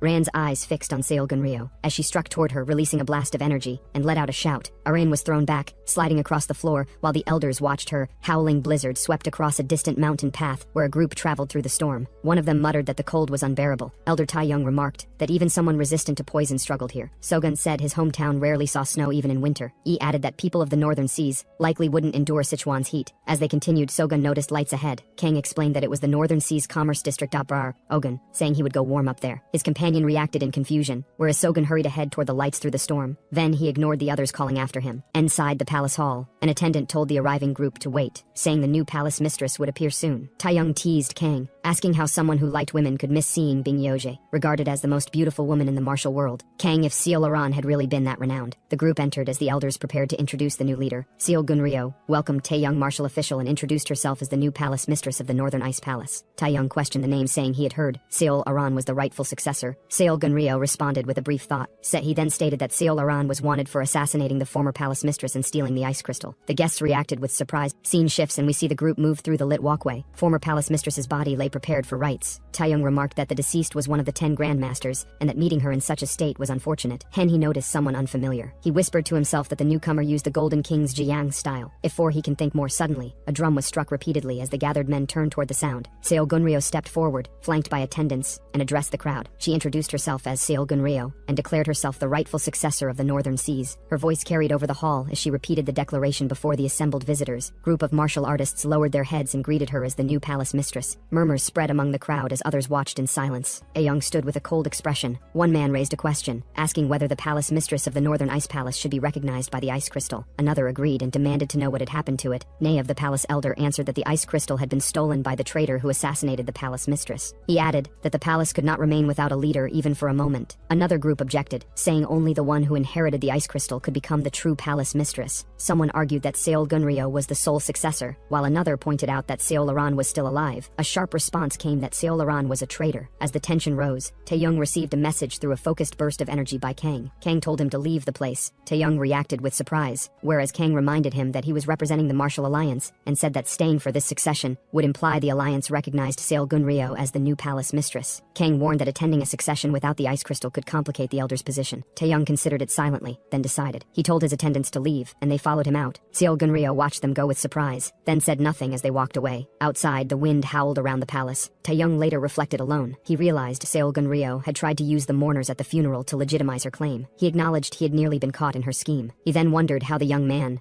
Kang, had seen through it so easily, concluding that he might have more talent in that area than in martial arts. Footsteps approached. Someone entered the dim room where Kang Chansik lay asleep. Seo Aran stood over him and told him to wake up. Kang Chansik opened his eyes weakly and asked what she hoped to gain by threatening him. She stated she had heard he was Taeyoung's only disciple. Kang Chansik understood and said she intended to negotiate with his master by using his life as leverage. Seo Aran answered that he was correct. Kang said that such leverage only worked on a master who cared about their disciple. Seo Aran reacted with confusion and then ordered him not to move and warned she could kill him. Kang replied that if she did, his master might even thank her. She stared at him in shock. Taeyoung called from outside asking if Kang was asleep. Seo Aran stiffened. Kang's eyes sharpened, and he struck upward while grabbing Seo Aran's hand. She blocked and deflected the blast but was pushed back. Kang seized her from behind, holding her hand at her neck. He told her she had let her guard down, calling her Ice Empress. Taeyoung stepped into the room and paused with surprise. Then he apologized lightly, saying it seemed like he had interrupted something. Both shouted that this was not the case. Taeyoung stated that Aran had always been the strongest successor to inherit the North Sea Ice Palace. He then demanded to know why she had killed the palace lord and stolen the ice crystal. Aran answered that she had not killed the palace lord. Taeyoung asked who had done it. She looked toward the door. When the door suddenly burst open, then Seo Gunryo thanked Taeyoung, saying Taeyoung had saved them trouble. Aran saw the masked man and shouted that he was the one who had killed her grandmother. Gunryo called her a traitor and ordered her to be silent. The man lunged toward Aran so he can catch and kill her. Kang moved and caught Aran. The masked man watched them with glowing eyes. Kang checked Aran's condition as she looked up weakly, and the masked attacker advanced toward them. Seo Gunryo watched Kang step forward, her expression tightening. Kang asked Taeyoung to handle things for a moment and moved ahead without hesitation. The man countered with a heavy blow, sending Kang through the hall and out into the storm. Snow whipped around as Taeyoung recovered and met the man midair, grabbing its arm and throwing it down. Seo Gunryo demanded to know what Taeyoung was doing. Taeyoung only smiled, whereas Seo Gunryo stated that he had chosen the wrong side and warned he would regret it. Taeyoung remarked that in his experience Kang's instincts had never been wrong. Seo Gunryo clenched her jaw as the clash continued. The man roared and launched itself upward. Taeyoung rose to meet it, gathering force in his fist. Their strikes collided in midair, sending a shockwave through the storm. The man crashed downward as Taeyoung forced it into the snow, driving it into the ground with a burst of blue energy. Taeyoung recognized the sensation spreading through its body and realized what he had felt. He looked at the darkened blade in the man's hand and identified it as poison steel. Wind tore across the mountains. Kang and Aran ran through the blizzard.